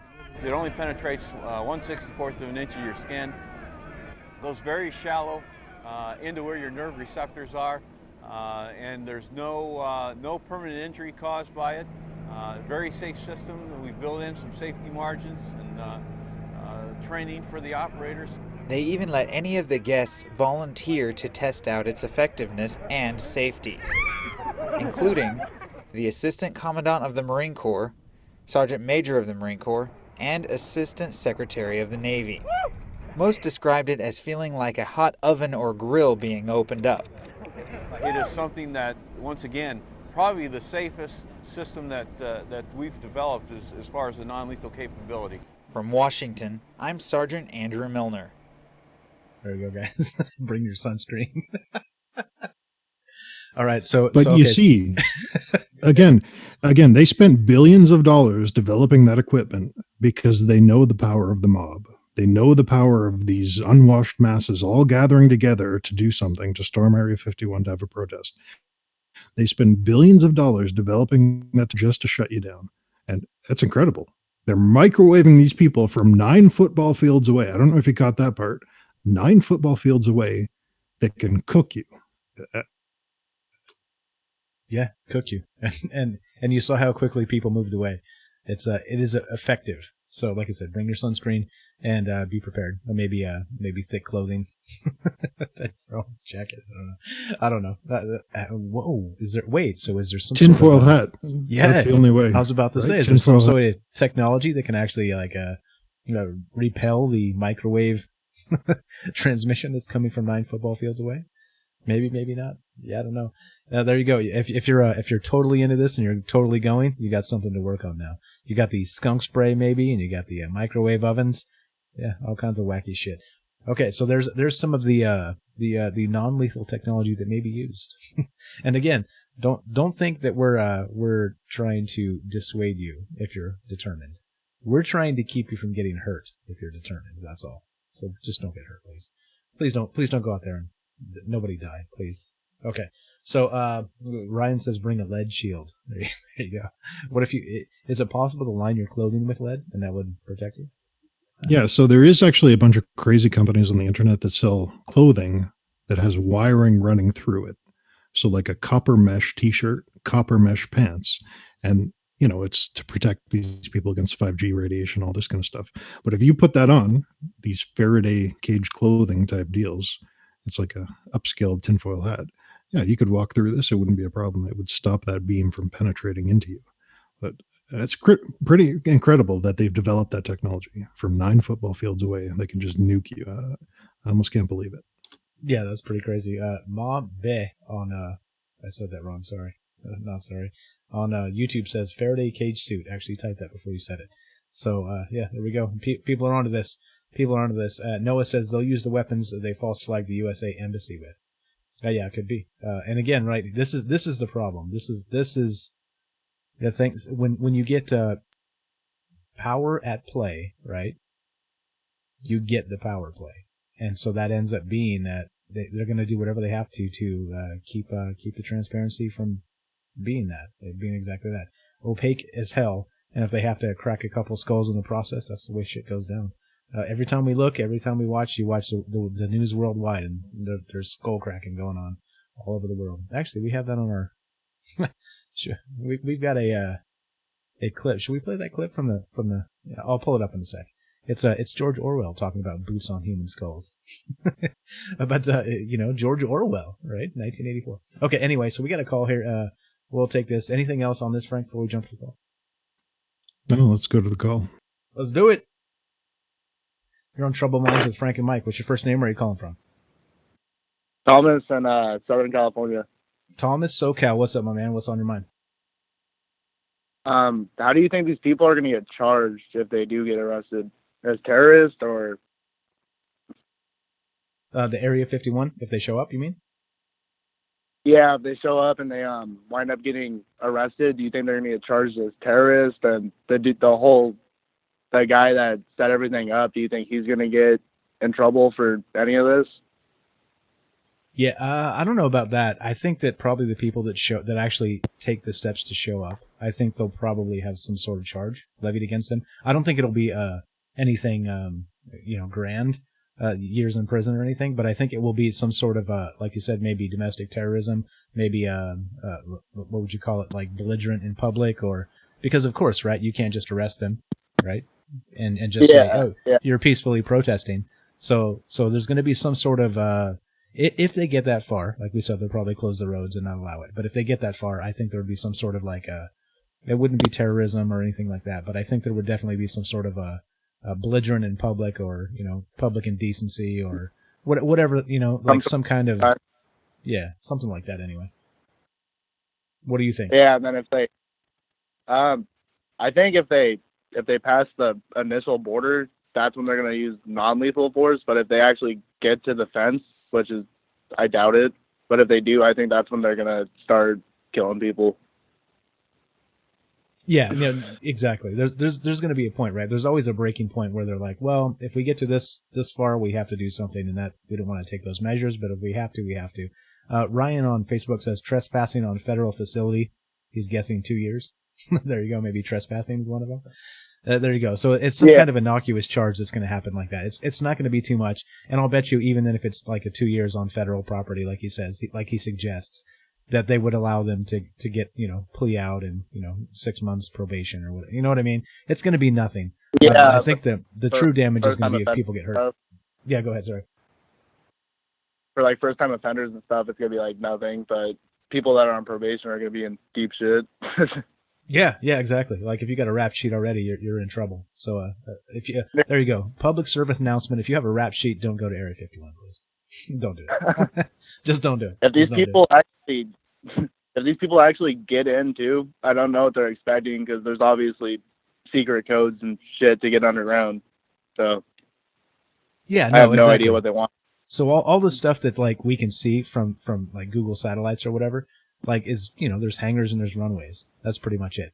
So anything that's actually hidden is actually hidden. It's underground. So there's no effing way. There's literally no way you're going to find anything. It's just it's futile, I think. Yeah, it's just a big. I mean, at best, no one gets killed, and the government comes out and says, "We've been working on this," but it's not actually going to be what they've been doing. Yeah, no, there's no aliens here. These people are crazy, right? We already knew that. There's no aliens here. Oh, whatever. Well, I mean, if there was anything like that, at all, that's already long gone. Yeah, no, just like Frank said, like the second this thing started gaining traction, it was hundreds of thousands, and now it's low millions. They're moving it. If there's anything there that could be actually accessed by a mob, it's moved. You know what I mean? It's gone. Right. The shit was on a truck this week and out of here. So even if it happens and they even get close, there's still going to be nothing. There will be nothing come of this other than the Naruto runs and the stupid memes. That's really, I think that's my guess. Is hopefully that's all we get. But yeah. Trespassing. Trespassing. Thanks for the call, Thomas from SoCal. Appreciate that, man. There you go. So 702-957-1037. Go to troubleminds.org. Click the Discord link and join us on the show either way. What do you think, Frank? Trespassing? Belligerence in public? Yeah, again, I want to reiterate that I think the big thing to do would be to see if people are moving trucks out of there. If there's convoy of trucks moving stuff out. I think that'd be interesting to pay attention to that. However, this isn't without precedent. People have actually stumbled into Area 51 before. So I put a link in the main folder there. Why don't you pull that up? A tour bus, and this was in 2014, a tour bus accidentally drove into Area 51, and all the passengers, they drove in too, right? Because they were on the bus. And so, yeah, they accidentally drove in because the tour bus operator was too busy chatting with them. I think they got pretty deep too before they were captured and shut down. Now, all that came of it, though, is they were fined. So they weren't locked up, they weren't thrown in jail, they weren't shot. Is the passengers on the tour bus, I think they were fined like $200 or something. Tour bus operator himself, he was just disallowed from running the tour bus and also fined. So they didn't get locked up in Guantanamo. They didn't get shot. They didn't get arrested. Just fined, and a pretty reasonable fine too. Yeah. Well, I mean, so this was unintentional, right? So I think intentional kind of turns it into something else. So there you go. Expect a fine at least. The look on this guy's face. So they were recording this. They were filming this as it happened. Yeah, there is a video clip there if you want to play it, and yeah, you'll see that guy. He kind of freaks out there a little bit. Okay, let's play this. A tour bus carrying visitors to the edge of the top secret Area 51 military base did something that most people, well, only fantasized about. It crossed the line and entered the base. The driver and his 4 passengers learned a quick lesson about how serious Area 51 is, about its boundary and its security. And the entire incident was captured on video. George Knapp of the I-Team has the exclusive story. In the 25 years since our reports first put the once unknown base on the map, tens of thousands of curious people have trekked out to the desert to take a peek. A few have tried to slip into the base and were quickly scooped up. As far as we know, this is the first intrusion caught entirely on video, and it nearly caused a shutdown of the regular tours. Well, look how bright it's getting. Look at it now. Area 51's years in obscurity ended in 1989 when news reports about classified projects at the Nevada base set off a stampede of UFO seekers, aviation watchers, and media. The base is still a favored location for classified military projects, so security is justifiably tight. Motion detectors, high-tech cameras, the ominous camo dudes, and warning signs which declare deadly force is authorized. The signs themselves have become photo ops, the money shot for guided outings like those operated for 15 years by adventure tours. That in last August, that the CIA finally declared that it was a legitimate area, military installation. Some of them are just curious. They don't know what it's about. Other people believe that they've been abducted. Other people believe they are actually aliens and they want to go out there to hopefully get back home. We get all kinds of people. Co-owner Donna Tryon says the typical tour includes stops at main shrines of Yeah, Area that's gonna go on 51 forever. lore. Yeah, it's like a 5-minute clip. Okay, so they did. All right, go ahead. Yeah, just a fine. They weren't arrested, just a fine. It was an accident. They didn't plan it. It wasn't premeditated. So maybe it'll be different than this, but yeah, well, that's a good way to restore the deficit, isn't it? Is send 900,000 people to Area 51, let them all walk in the base, find them all $1,000, and boom, well, you've paid off a little bit of the deficit, haven't you? You're a sick man, Frank Pierce. Maybe. Yeah. That's how. Yeah. Don't get me started. You're trying to trigger me with the government and the money and the taxes. I'm not falling for it. I'm not. Most times you get me, I'm not falling for it this time. Kelly, what's up? He says, "Yo, Mike, you get my videos I sent you." I did. I saw that stuff. One video was broken, the other one worked, and there's some crazy stuff. Let me know what's up. Let me know what's up with that, because it looks pretty crazy. Where did those come from, and all that stuff I want to know. So I did send you an email back. And again, if you guys have crazy stuff you want to send, troubledmindsradio@gmail.com. Easy as that. Send us some videos of things you've seen, or sources, or links, or whatever. Or you can again join the Discord and drop the stuff in there, and everybody else can see it as well. So yeah, why the hell not? Get in here and tell us what's up, because there's a lot of things out there that if we're not reporting on, and I say that seriously, reporting on, right? Like if we don't share this stuff together, then the narrative slips by. The mainstream sweeps it under the rug and just does what they do. So This is the one chance for us to have control our own narrative. So yeah, do send us the stuff, and we'll talk about it eventually. We do collect up the links and eventually do a show with all the stuff you guys have submitted. So yeah, there we go. Good comments. And anything else, Frank? Oh yeah, buddy. Yeah, let's go look at a final example of a non-lethal crowd control device. Now, as you're watching this clip, listen to the guy talking. This is 1984. This is an acoustic device, though, so they're using high pulses of very loud sound to drive these protesters off. This is from the YouTube channel Jeff's Crushing Adventure, and it's in Pittsburgh in a protest. So let's play that. Give it a minute and a half, and you'll see this stuff in action. Just Crushing Adventure. All right, I think I'm in the wrong batch here. All right, let's find this. Where is it? I got Harry Ray. I got. Put it in the main folder. There we go. There, I got it. Here we go. All right, I'm gonna play this and action.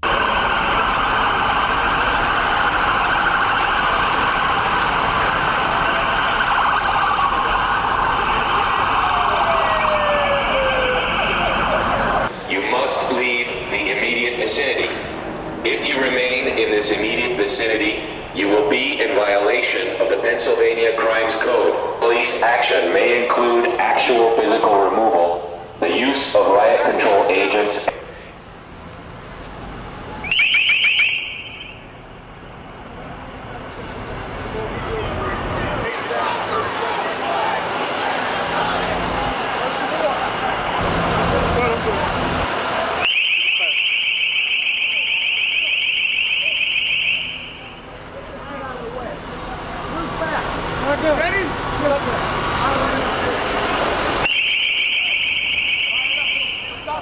by order of the City of Pittsburgh Chief Police. I hereby declare this to be unlawful to immediately disperse. You must leave the immediate vicinity. If you remain in this immediate vicinity, you will be in violation of the Pennsylvania Crimes Code. No matter what your purpose is, you must leave. If you do not disperse, Okay, I think we get the point.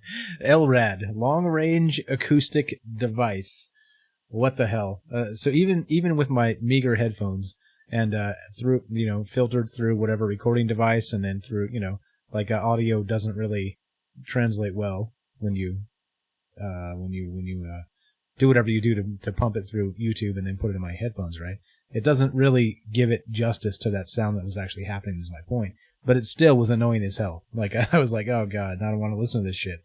But imagine if you were there standing in the street and this thing was blaring in your face. Yeah, no good.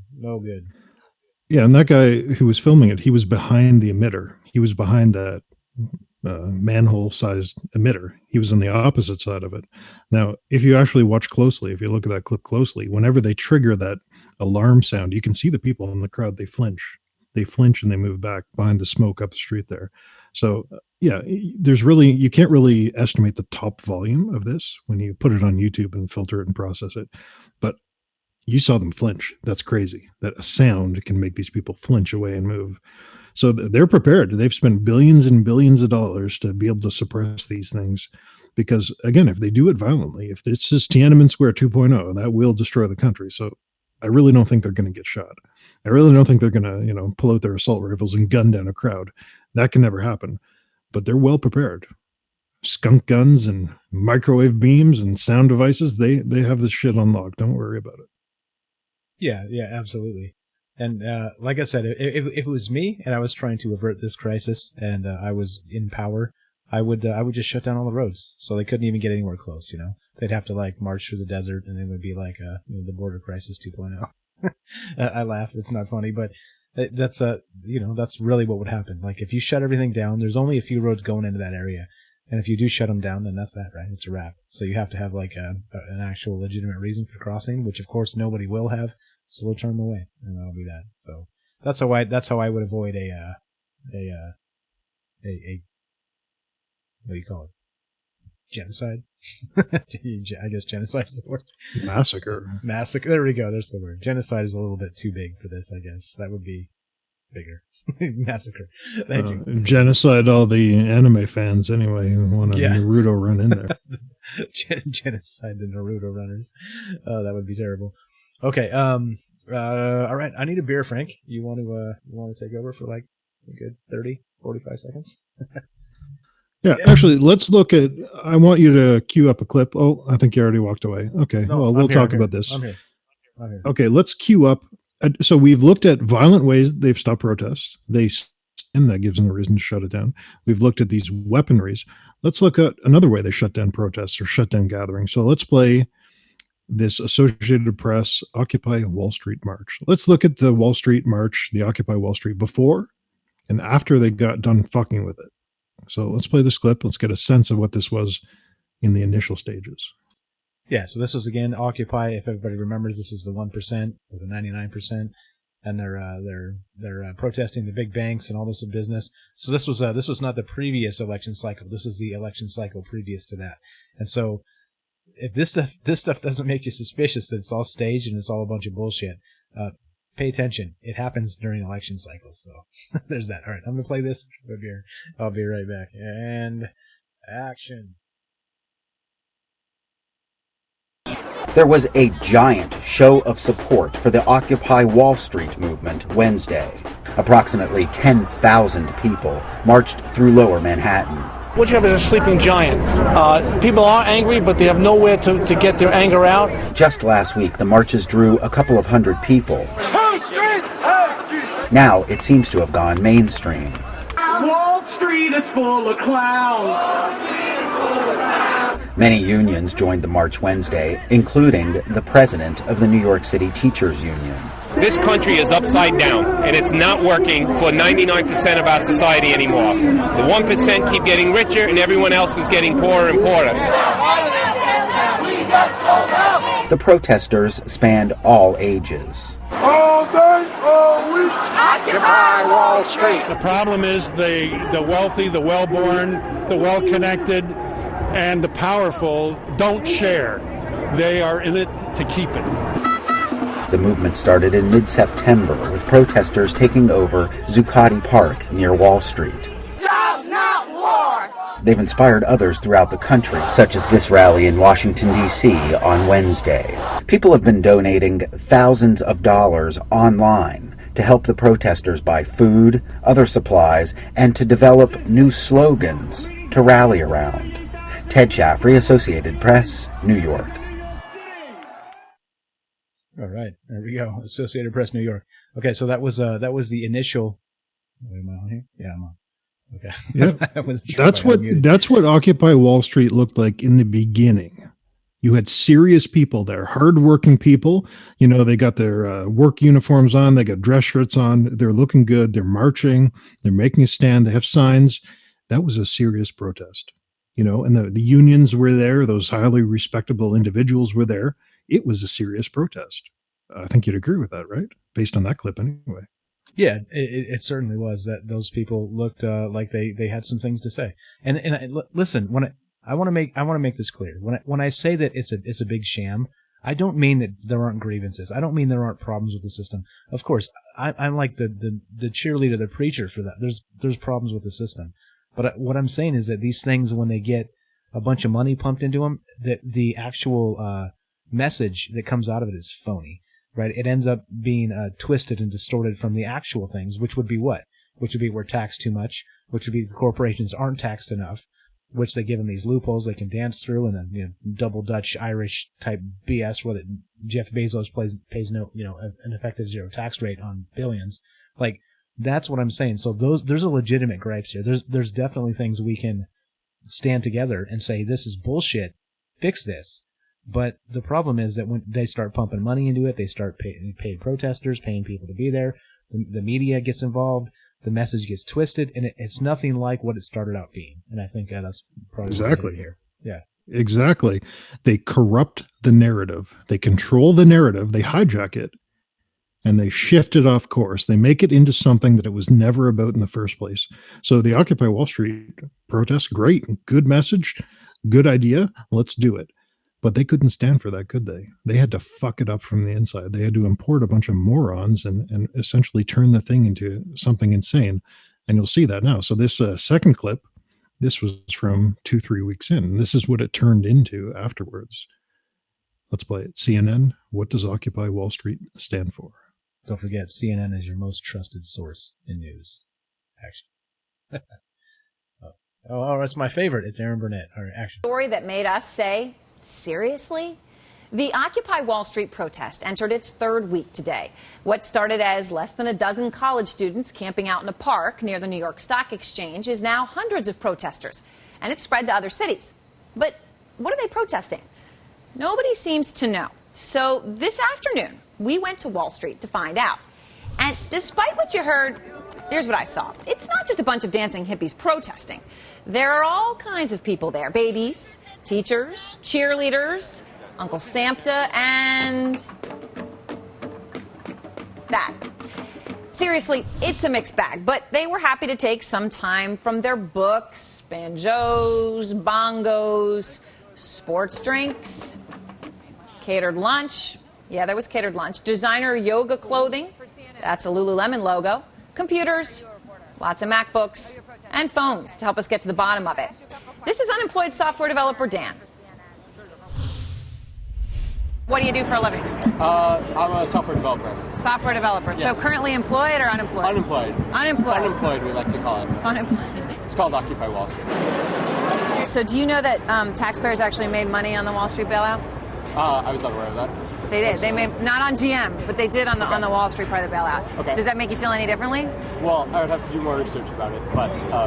if I were right, it might. Oh, sure. Seriously? You can kill that now. That's all it would take. Really? I just have to convince you that I'm right? Is that it? Look how related she was. Exactly. But you see how it was. It was a very serious message. People, business people in suits and, working people in their working clothing, they're protesting for a good reason. And then 2-3 weeks later, they corrupted it. They changed it. They made it something that it wasn't. They brought in some weird fucking guy with weird hair and weird glasses banging on a bongo drum. They brought in these ignorant people who had no idea what they were even there for in the first place. And it turned into a show. It turned into a bunch of hippies standing around doing jack all for anything. Now imagine that first protest, when it started, you're that working individual, and then you show up 3 weeks later, you're like, yeah, let's keep protesting. And you see that fucking weirdo with green glasses banging on a bongo drum. What are you going to say to yourself? You're going to say, I don't think this is me anymore. This isn't my scene anymore. I don't even know what these people are doing anymore. And you're going to turn around, you're going to walk away. So I believe this was intentional. I believe that they imported these crazy people in there to corrupt the whole thing, to derail the train off the tracks and essentially end the protest this way. That's what I see anyway when I look at this and looking back at it. No, look, it's easy. It's extremely easy by pumping a little money into it, right? And so they have the big money donors that pump money into it. And so this is how they did it. It's right there in the video, right? Which they don't address, of course. She said it. Yes, catered lunch, right? Has anybody ever had a catered lunch, right? That costs money, yes. Not just like Taco Bell money. That costs freaking money. Look how many people were there. It was catered freaking lunch for thousands of people. Where do you think that money came from? Right? And why did they do it? To draw in who? Right? People that would corrupt the entire message. And Frank, you're right there, Frank. And that's how they did it. Free lunch. Bro, you need a free beer line and you can fuck up democracy. Just like that. Snap your fingers. Free shit? Hell yeah. Let's burn it to the ground. Nobody gives a shit because I got my free lunch today. And that's what they did. They said it right there in the damn video, right? But they didn't address it. And somehow she defended bailouts? Get out of here. Let's go back to the JP Morgan $1 billion in cocaine on the bailout. I'm still waiting for my dividend on the cocaine, please. Please, send it back to the taxpayers. We appreciate that a lot. But, yeah, come on. Really? That's how they do it. They pump money in. And so who the hell is paying for that lunch, right? Who's paying for the porta potties to roll out? Because, otherwise people are shitting in the streets. They did in San Francisco, but other places that's not allowed. So there's money behind this. For what reason? Of course, to corrupt the actual grassroots message. And here we are. Here we are instead. Yeah, who's paying for those goddamn bongo drums? There was thousands of them there. People bongoing up and down. It doesn't make any sense. Yeah, so that's exactly what they're doing. Now I can see a very similar thing, or at least I felt that way, is that this initial Area 51 event was serious. They really wanted to go there. Now you're telling me that may not be true. I kind of agree with you now, seeing the name of the poster. But imagine it was true. Imagine individuals who actually wanted the truth. They actually wanted to go there to find out. Well, they do something similar. They corrupt it with silly memes. They put all these memes in there. They make it a joke. They have the media saying, "Oh, it's a joke. It's not real. Don't even worry about it. It's fun to laugh at." So a very similar thing to those Occupy Wall Street protests, in my mind anyway, where it was serious, and then they've turned it into some funny joke, and that's it. Yeah, absolutely. And speaking of those crazy memes, let's we got a couple of these here. Let me pull some of these out. I plucked some. So if you go to the actual, I did link it earlier in the show, and if you just search it, actually do me a favor, Frank. Can you Google search Raid Area 51 and see if it shows up on Google right now? Because I think what's happening is it's cracked the Google algorithm, and so it's actually showing up as like an event. And yeah. So anyway, let me pull a couple of these memes up. And yeah, let's look at this, because this is what's going on right now. This is what it's turned into, right? So even if it was like a legitimate protest, here we go. Here's what we're looking at. Yeah, so just Googling it quickly, you'll see what I mean. These 6 memes illustrate why storming the facility is a terrible idea. That's a headline from CNN. Area 51 memes, the best jokes about the fake Area 51 event. So you see all these news agencies, they're interjecting the narrative. It's a fake event. It's a terrible idea. Don't do it. And they're saying all these things to try to convince people not to do it. Fed warns alien seekers not to try their luck. So do you ever see a journal? I thought journalism was about transparency. I thought journalism was about finding out what the fuck the government's doing and publishing it and letting the people know. And so that's an interesting question. Have you seen a single news outlet say, yes, let's go there, let's find out? We can't send reporters in. We can't send investigators in to find out what's going. If this is the only way we're going to get answers, let's do it. Isn't that what journalism is supposed to be? To give us the answers, the fifth or sixth estate or whatever the fuck it's called. That's what it should be. But I have never seen a single positive news story about this event. That's kind of suspicious. Oh, Frank, you're so naive. Of course, that's what it's supposed to be, but that's what it will never be, because of the money again, right? You cater the free lunch, and that's that. You control the narrative. See how easy it is? You just pump a little money in, or like they said in the case of Russia collusion and the whole Facebook bit, you just pump a few $1,000 into some Facebook ads, and bam, you've changed the election results. Come on, if shit's really that easy, then think about how it is for like the billionaires like Bill Gates or Jeff Bezos, or dare I say it? Everybody cover your ears. George Soros. Dare I say it? Fucking George Soros. Fucking George Soros.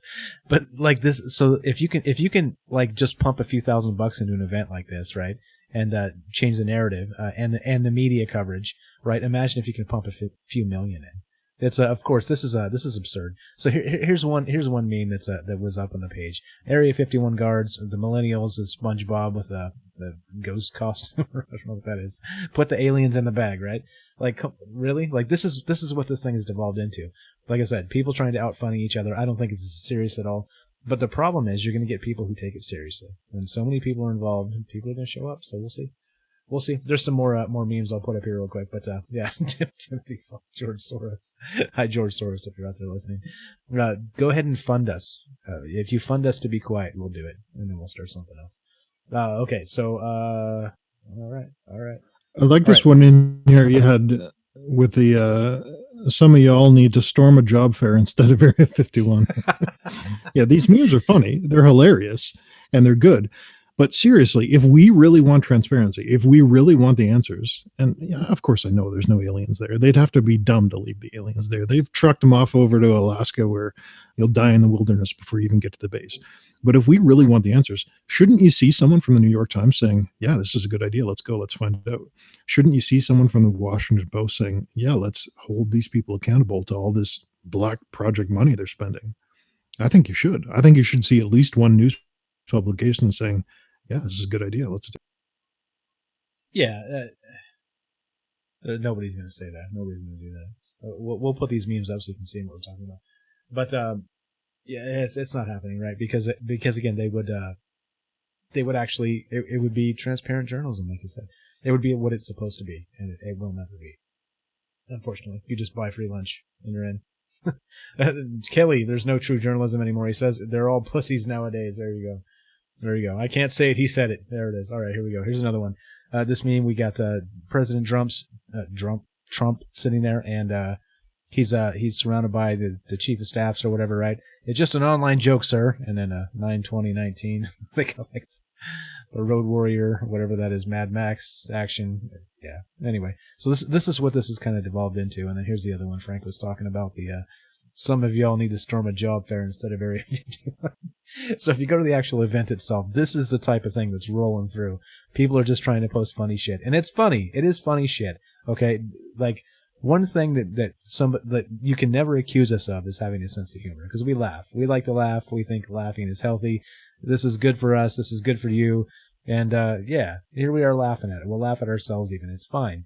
But this is funny until people start getting shot with rubber bullets, and then paid agitators, and then people are dead. Like, then it's not funny anymore, right? So yeah. Anyway, there you go, Frank. Some of y'all need to get it. Storm a job fair instead of Area 51. Boom.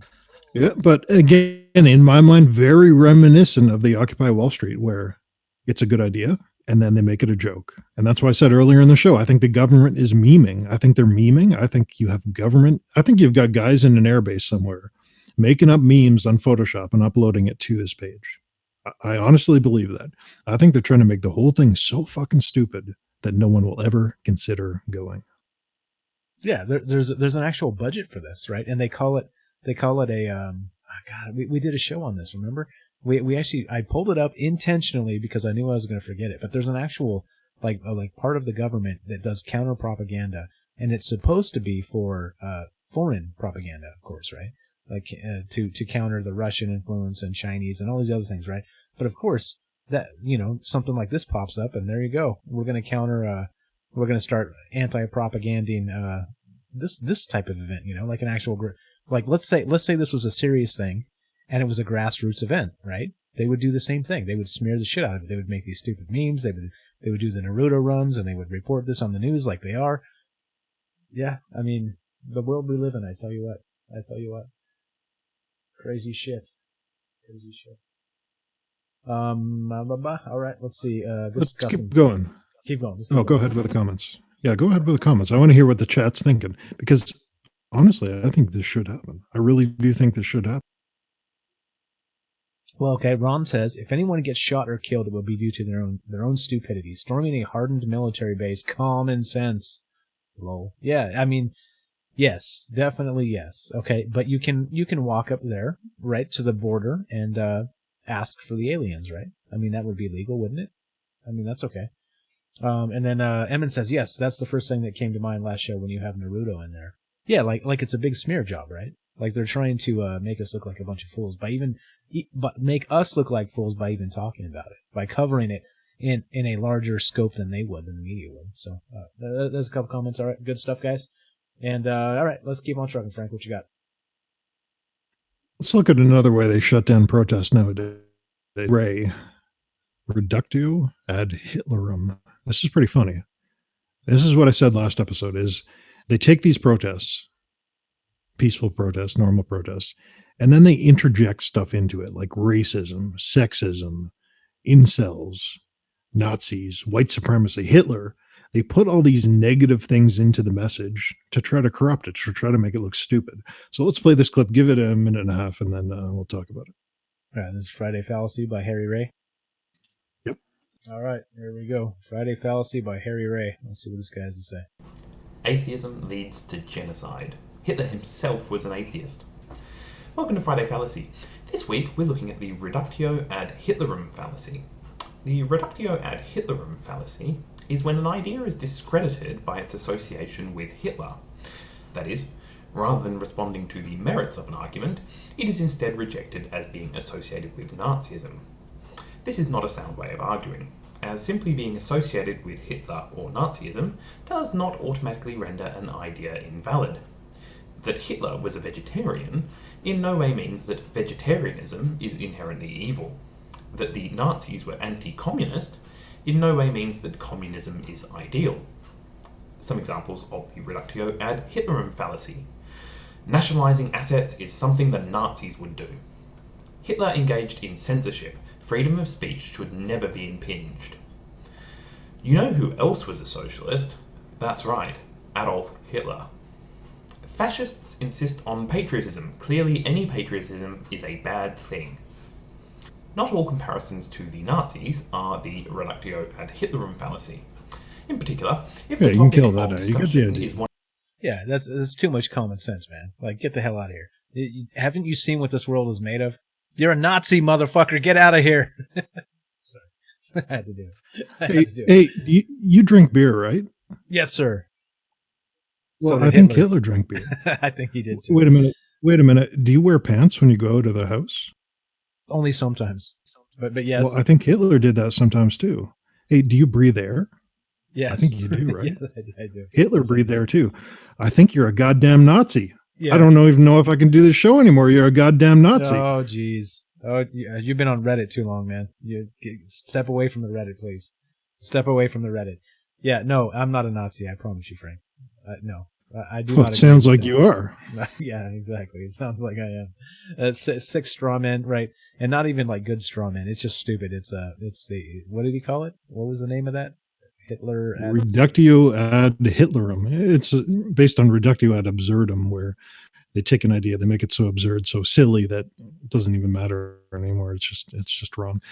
But yeah, this kind of stuff is going on. This is what the media is doing to us all the time. Is stupid shit like this. It doesn't even make sense.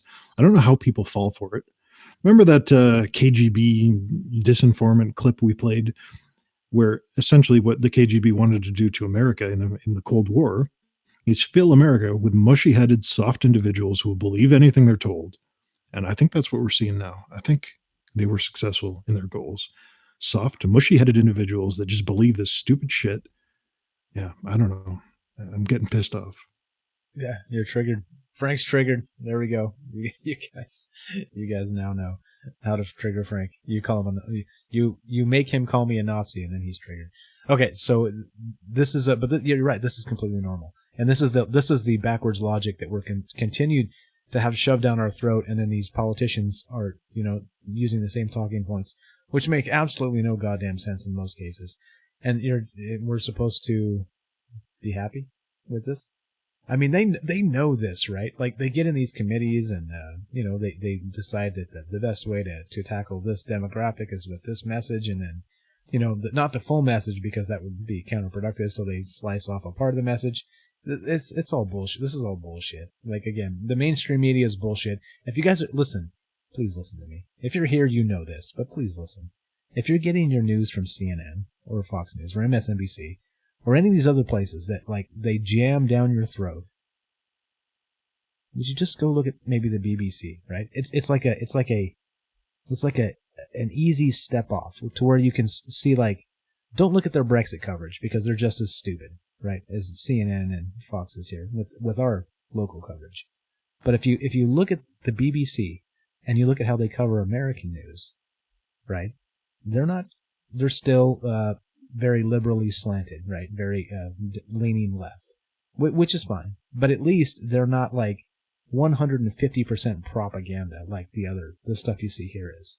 So just go look at the BBC and click on the USA or America or whatever it says, and see what they say, and compare it to what Aaron Burnett there says, or what's his name, Sean Hannity, whatever. Like, you're not doing yourself a favor. It's propaganda, and you're eating it, and you're living it, and you think that's what the world's about, and the world has nothing to do with that shit. It really has nothing to do with that shit. So anyway, just please go check out the BBC. I don't work for them. I'm just saying it's a nice, easy step off of the mainstream media. Just don't look at their Brexit shit. Trust me. Okay, all right. I tell you to look at RT. Honestly, I like RT a lot. I guess I'm a Russian agent, but they have good coverage most of the time. Yeah. So the thing is, RT has a lot of negative America stuff, right?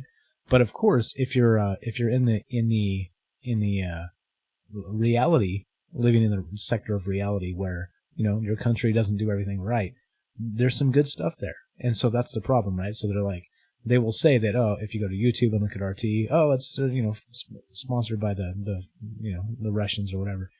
But I'm telling you, if the shit is mostly true, then is it wrong? What about all those trillions missing from the Pentagon? They've covered it ad nauseum, and you haven't seen it on again, CNN or MSNBC or Fox News or any of this crap. So anyway, yeah, like Ryan here on Facebook says, it's like fact checking with Snopes or PolitiFact. Yeah, right. Like, dear God, please step away from that crap. They're all paid propagandists, is what they are. Okay, anyway, so you guys know this. If you're here listening, you're not watching Fox News. So there we go. All right. So anyway, we got 2 hours 5 minutes, Frank. We got a few minutes left here. You want to wind this out? Yeah, we have one very important person to talk about. One incredibly important person that we haven't mentioned on the show, who wants to interject himself into every single little thing to try to self-promote and earn a bunch of money. We haven't talked about that. Who is that guy? Shit, there's so many. How am I supposed to guess? Well, Tom DeLonge, right? Oh. Tom DeLonge had to come out and say something about this stuff, didn't he? Of course he did. Oh, of course that's right. Of course this dumbass couldn't keep his mouth shut with his horrible show, his scam in my opinion, his scam operation. Of course he had to come out and make a comment about these Area 51 protests. So let's open up this tweet that he deleted. Of course, that's his habit too. He says a bunch of stupid shit and then deletes it when he realizes he shouldn't have said it. Let's open up this, the Signal, who archived the tweet. Do you see that in there? Let's open up. In case you missed it, Tom DeLonge tweeted and then deleted these, and there's some screenshots. Yeah, let's open up these and see what he had to say. Yeah, checking. Hold on. I'm going to find this. Too many tabs. Too many tabs. Here we go. I'll find it. Put it in the main folder. Okay, there we go. That's the easy way. Thanks, Frank. All right, we're going to grab it from there. And let's see. Oh, shit. I had to scroll up to get the memes. All right. Main folder. Here we go. All right, yeah. All right. So what did Tom DeLonge had to comment on this Area 51 business, right? So this is again storming Area 51, the whole meme bit. Here we go. I'm gonna link this so you guys can check it out yourself. And so what did the man himself have to say? What is Tom DeLonge? We were his number one fan club. Yeah, we're definitely in that Blink 181 fan club. He had a big 8-part tweet about it. So let's go through this. And he deleted it too because he's a dumbass, in my opinion. Storming Area 51 won't do anything of value. The secrecy is a bureaucratic issue, a corporate issue, not an us versus them issue. We need legislation to be signed that changes the way in particular that this subject is classified. So that's the first part. What do you think about that? It's not an us versus them. It's a bureaucratic issue. We need legislation. To what? Legislate what? The aliens? Like an intergalactic speed limit? Are you fucking stupid, man? No, come on. It's about transparency. And this shows this clown completely misses the mark. Just on point number 1. Are you shitting me? No, it is us v them because we foot the freaking bill and we don't know anything about the shit that's going on. And then the things we do know, the nuggets we do get, are spun and twisted and then for us holding on to them and saying, no, you still haven't explained this away. We're maligned as conspiracy theorists. Like, maybe if I'm a conspiracy theorist, maybe you'll mark that on my tax return and not take so much taxes next time, right? Maybe we should talk about that, you assholes. No, this guy's a moron, in my opinion, Tom DeLonge. In my opinion, too. Okay, let's go part 2. The way special access programs work, and these are the secret programs that make the UFOs special access programs. The way special access programs work really do help our country. Give me a fucking break. But over 70 years in the system has allowed the subject to sink into an invisible hole. Look at how Trump keeps trying to get things done and get shot down. And then he goes part 3. Not even the president can do what he wants. If there is a law, the only thing they can do to change it is another law. So we need Congress to change the law and let this out into the open, is essentially what he says. Give me a fucking break. So special access programs really do help our country. And we need more laws, more legislation. We need Congress. The people who think islands will tip over if you put too many troops on them. We need those idiots to make more laws. I don't think so. No, I don't think so. I agree 100%. And especially this guy. Like we're hearing it from this guy. Well, why does he keep posting this shit then deleting it? Like, if you're gonna tweet, leave it up. Have a sack, right? Like, it just doesn't make sense to me. This whole thing, this whole guy, this is a clown. This is PSYOP. This is counterintelligence. He's being used as a stooge, in my opinion. And Tom DeLonge, if you have a different take on that and you can prove us wrong, please call us. We're transparent, unlike you. Look, we took calls from all kinds of people tonight, and they were very nice, and we were very nice to them. You see how that is? We didn't hide behind Twitter and then delete our shit, and then, you see how the media works. It's just like whatever. Anyway, I'm preaching to the choir. Okay, go ahead, Frank. So we got 4, 5, 6 here. Yeah, he goes on to say, I'll skip number 4. He says a bunch of stuff about elected officials. In number 5, he says, but times change, and now there is a major distrust of the government and major ignorance on the part of U.S. civilians on how national security works. Thus, the reason I am making Secret Machines feature films to bring everyone up to speed. To the Stars Academy has spent the last year and a half briefing the Senate, multiple committees in Congress, helping to glue the DOD, the IC, and Congress together on this issue. Again, like, what the fuck are you talking? He's trying to promote To the Stars. He's trying to promote his stupid films that no one watches. Secret and he's machines. we don't need legislation. We need less legislation. We don't need more laws. We need less laws. That's the way I see it anyway. Yeah, in most cases. Oh, and number 7, yes, we are getting, here's another one. Number 7, yes, we are getting close to organizing this issue in the appropriate way. The Senate is energized and probably losing sleep the way I was when I was brought into all this. It's a big deal, and I am super proud of TTSA and how it succeeded in influencing national security law. You know what he's talking about there, Frank? If this guy is influencing national security law, the country's done. Because this guy's a fucking moron, in my opinion. Like, this guy... Again, I almost made a vow in the last episode never to mention this guy again, but he keeps doing this stupid shit. It doesn't make any sense. I don't like this guy. Yeah, it's hold on, somebody's asking for the phone number. We got a couple minutes if you want to call in, and then we're going to end this. Oh, we do have a caller. All right, we're going to do that. And yeah, so it's you know what we think about Tom DeLonge. Thanks Phil for putting the phone number in there. Yeah, all right, we're going to take this call and then we'll finish this up. We'll have plenty more time in the coming episodes to rage about Tom DeLonge. All right. Good evening. You're on Troubled Minds with Frank and Mike. What's your first name? Where are you calling from? What's up, man? It's Ron from South Carolina. Ron from South Carolina. How are you, my man? What's on your mind? Doing good, man. Love y'all's show, first off. And I already commented up before a long paragraph, but here's the thing. I agree with you 100% about transparency.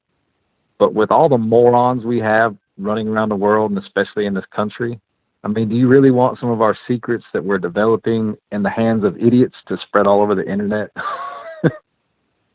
No, of course not. I mean, that's the thing, right? And it will never, ever, ever be allowed to happen. It's not happening. So this is exactly, and that's what I was saying. Yeah. The Discovery Channel, all these shows these guys have been stopped 2 miles out from Area 51. I mean, the idiots that think they're even going to get close, I mean, they'd be pink mist by the time they got even within a mile. Yeah, no, exactly. It's just common sense. Yeah. Again, and then this is a giant meme. It's stupid. It's this is what the internet has become, right? So instead, we could actually organize and do some sort of grassroots something that means something, that changes something, right? That makes things better for all of us. There are issues out there that if we all back them, they will do those things. Okay, it's not partisan. I agree. It's not politics. It's the fucking reality of things. Go ahead. But the problem is we don't need to know everything, because the minute the general public knows, advanced weaponry, advanced technology, stuff like that, it ruins it for us to defend ourselves or be ahead of our enemies who are doing the same thing. So as much as I agree with you, I mean, it's a real thin line between agreeing and disagreeing, because you want to protect the stuff that the general public doesn't need to know a damn thing about. Aliens, sure. I don't need someone to storm Area 51 to know that there's aliens, because we're on a little rock in a little spot of space, and if anyone believes we're the only ones that are alive, they're dumb as hell to think, if they look up at the sky and think we're the only intellectual beings out there. Amen. Amen. But you're right. So you are correct. If those secrets get out, then the first people to get them is China, and the first people to shit on human rights is also China. and they're growing and economically and with their military. And so you're right. So there are, adversaries that would love this information. And if they get on the internet from a bunch of knuckleheads, Naruto running and rock throwing Kyles or whatever they call them, right? I mean, I'm with you, man. I'm with you. Like it won't be allowed to happen because it cannot be allowed to happen. And so the amount of collateral damage that happens is up to these stupid people that want to show up and try and force this issue. But you're even my spot kids on, laughed about it because they love Naruto, and when my son saw that, they were like, "What a bunch of idiots!" Because I guess a group of people did a test of people running normal and then Naruto running, and it actually slows you down. I mean, it's a cartoon, and fucking adults are being stupid enough to buy this shit. Yeah, see, that's the thing, right? So the internet has turned into a meme machine, and so everything's like a giant joke. Like they've made Hitler a joke, right? Hitler, one of the like worst mass murdering bastards in history, and like the internet has turned him into a joke. He's a piece of shit award for humanity. Yeah, exactly. But the internet has turned him into a joke, right? And so the disconnect from like the internet bad humor and like the actual mainstream media, it's like a kid trying to tell an off-color joke to a stuffy adult, Like it's the translation will never work and never happen. And yeah, this is where we're at. Like this is the crux of where we're at. But here's the problem. There's people that don't understand the joke, that don't get the jokes, right? And so, will they show up? Do you think people are going to show up to this? Dude, if anyone shows up, they're complete morons. And that's why I said in my earlier post about, 20 minutes ago, you're going to have a bunch of hippies and hipsters in skinny jeans driving mom and dad's Volvo with fucking man buns and talking shit. Yeah, you are preaching to the choir, my man. Though we don't like to malign an entire generation. But well, all right, take Clyde Bundy Ranch. You remember when people took up arms against the government? I supported that 100%. I was ready to travel out there, but I have kids and I'm a single father, so obviously I can't travel across the country with guns. So when they did that to protect that man's ranch, I mean, those were civilians with firearms aimed at federal employees. And I fully supported it because they were trying to take his land. Something like that I can get behind. A bunch of idiots trying to storm Area 51 that are fucking retarded, I can't do it. No, yeah. And I love y'all's show. I love aliens. I love technology and shit, but you got to go with common sense at the end of the day. It's like, pick your battles. You don't go storm a hardened base that they've developed stuff since the 50s and 60s. I mean, some of our most advanced, technology in flight was done there and tested there. It just, people don't realize they're prepared for anything. Yeah, no, exactly. Like they know this sort of thing is possible. And again, if you think they're not monitoring this situation extremely closely, you're dreaming. You're totally dreaming. Oh, exactly. They probably dedicated a whole little think tank to test all these people out and check them out.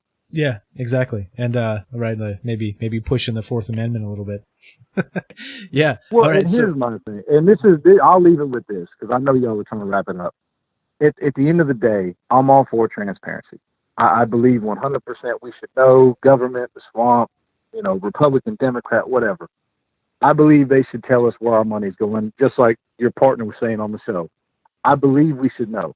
But when it comes down to it, I mean, you got to fund stuff that people don't know about somehow, some way, because they're trying to further our technology advancements, because we've gotten a lot of stuff. I mean, think about microwaves. Where'd they come from?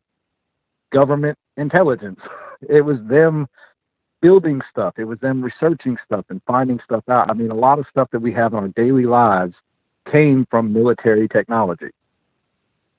Yeah, and it's just a give and take. Yeah, and most of our modern convenience lifestyle is from that exact same thing, right? So you push the war effort, you get as much technology as you can to kill people, and then you realize, oh, we can also use this to help people and not kill people. So there's like a collateral negative double-edged damage. sword. Yeah, exactly. Yeah, so it's good stuff. Hey, Ron, you are way too smart and have way too much common sense to listen to this show. What is wrong with you? Don't you have something better to do? Man, I love your show, dude. I listen all the time. My kids are in bed and I'm on the East Coast and I don't sleep much, so it's like, dude, I love conspiracies and all this shit, and you can laugh at most of them, but you guys actually bring real shit to the table to where someone that has an IQ above 80 can actually get into it and pick out the good shit, the bad shit, and the funny shit. And for a guy like me, I mean, I'm almost 40, and I grew up in the 80s, born in the 70s. I came from a different era, so when I look at these kids growing up, like I said, I have 2 kids. I look at the shit that they're doing and their friends and the internet and, this, the meme thing, the plank challenge. Let's eat Tide Pods. I mean, fuck, they're just all stupid. You're amazing. You're amazing. Thank you for the call, Ron. We appreciate you listening. Appreciate all the smart comments. Like I said, you're way too smart. Call back, please. Call back. We need more callers like you. Anything on that, Frank, before we take off for the night? Yeah, I think I do agree with them to a certain extent, but I keep going back over and over again in my head to that congressman sitting there thinking the island would tip over if he landed too many troops on it. His assumptions there are predicated on the fact that the people that control these technologies are intelligent, that they do have an IQ over 80. I'm not so sure that's the case. So yeah, we need secrets, but we first have to believe that the people in control can use those secrets well. And you know what? I don't believe that. Yeah, it comes down to trust in the end, right? And so if you look into some of the archives, like the things that did get out, the MK Ultras we've talked about, the Operation Northwoods, like there's a lot of dirty things the government has, even recently with the Obama era tax attacks on opposition parties, those types of things. Like how do we trust these powers that be when they act so petty, when they act like children because they get criticized, Like the thing is, if your position is so solid, then explain it. It should stand up to criticism. And if you can't and you don't, then you're just another you're another baby Hitler, like bubbling. I hate to bring the Hitler back up, but you literally are. If you can't explain it to the opposition and explain why their position is poor compared to yours, then you're just another big moron. You're just another big I don't know. Help me with a derogatory term, Frank. Yeah, I'm not sure. I don't want to insult people, but I think you're right. Is they need to come out and they need to say, we have shit that will blow your fucking mind. And so, yeah, we need to spend $2 trillion on it. We need to spend $100 trillion on this shit, but we've got it. Don't you worry. We've got it. Come out and say something like that. So at least we know they're doing something. They're not just going on cruises and embezzling this money and doing stupid shit. But yeah, it's all about transparency, and there's different forms of transparency. And I think if they came out and said, yeah, we've got some alien shit and we're using it for the good of America, that would be okay with me. The good of America. All right. Hey, Bob Lazar, what's up, man? I want to know your story. Can you call us one day? Bob Lazar. He's in our chat. Bob Lazar. That's right. I'm looking at you, Bob Lazar. Appreciate you, Sharon. Appreciate you guys. Everybody listening, we know it's a long show. We go through a lot of this stuff in depth, and that's why we do it, because everything else is 2 paragraphs and a bunch of ads. Check this out. This is 2 hours of real talk, real time, and no ads. Figure that out, right? Figure that out. So, yeah, things can be the way you want them to be, and we're trying to make them that way. So here we are. Here we're at the end of this. So we come back on, Thursday night. We'll be back Thursday night. So we will keep an eye on this Area 51 thing. So don't worry. If it doesn't go away, we'll keep an eye on it. And that's what we're talking about. Let's go to the poll real quick. We got a minute for the song here. What do you think, Frank? Facebook deletes the post. People show up peacefully. People show up when there's violence, or nobody shows. What do you think won out of those 4? Nobody shows. Nobody shows at all. You are completely right. You were completely right. Nobody shows wins at 34%. People show with violence, 24%. People show up peaceful, 27%. And Facebook deletes the post is 15%. That's the poll you guys took. And there it is on Facebook. This poll is perpetual, persistent. And so if you listen to this on an archive, you can also take the poll. So there you go. Ron says, y'all show is fucking awesome. Never stop. No, you're fucking awesome. Thank you. Inman wants Space Force. No, sorry. It'll trigger Frank. Okay. Propaganda. Anyway. Propaganda. No Space Force tonight. We'll work it in some other time. We won't forget. Appreciate that, guys. Thank you, Tamron, for being here. Packed show, guys. Have a good one. Cheers. Thank you. Yeah, there we go. We're at the end. So you're listening to Troubled Minds Radio. If you want to help us out, go to troubledminds.org. Click all the things, like all the things, share all the things, do all the things, leave us reviews, etc. So on, so forth, whatever. So there it is. troubledminds.org. You're listening to Troubled Minds Radio. I'm your host, Michael Strange. I'm here with your co-host, the magnificent Frank Pierce. Thank you for listening. From our troubled minds to yours, have a great night.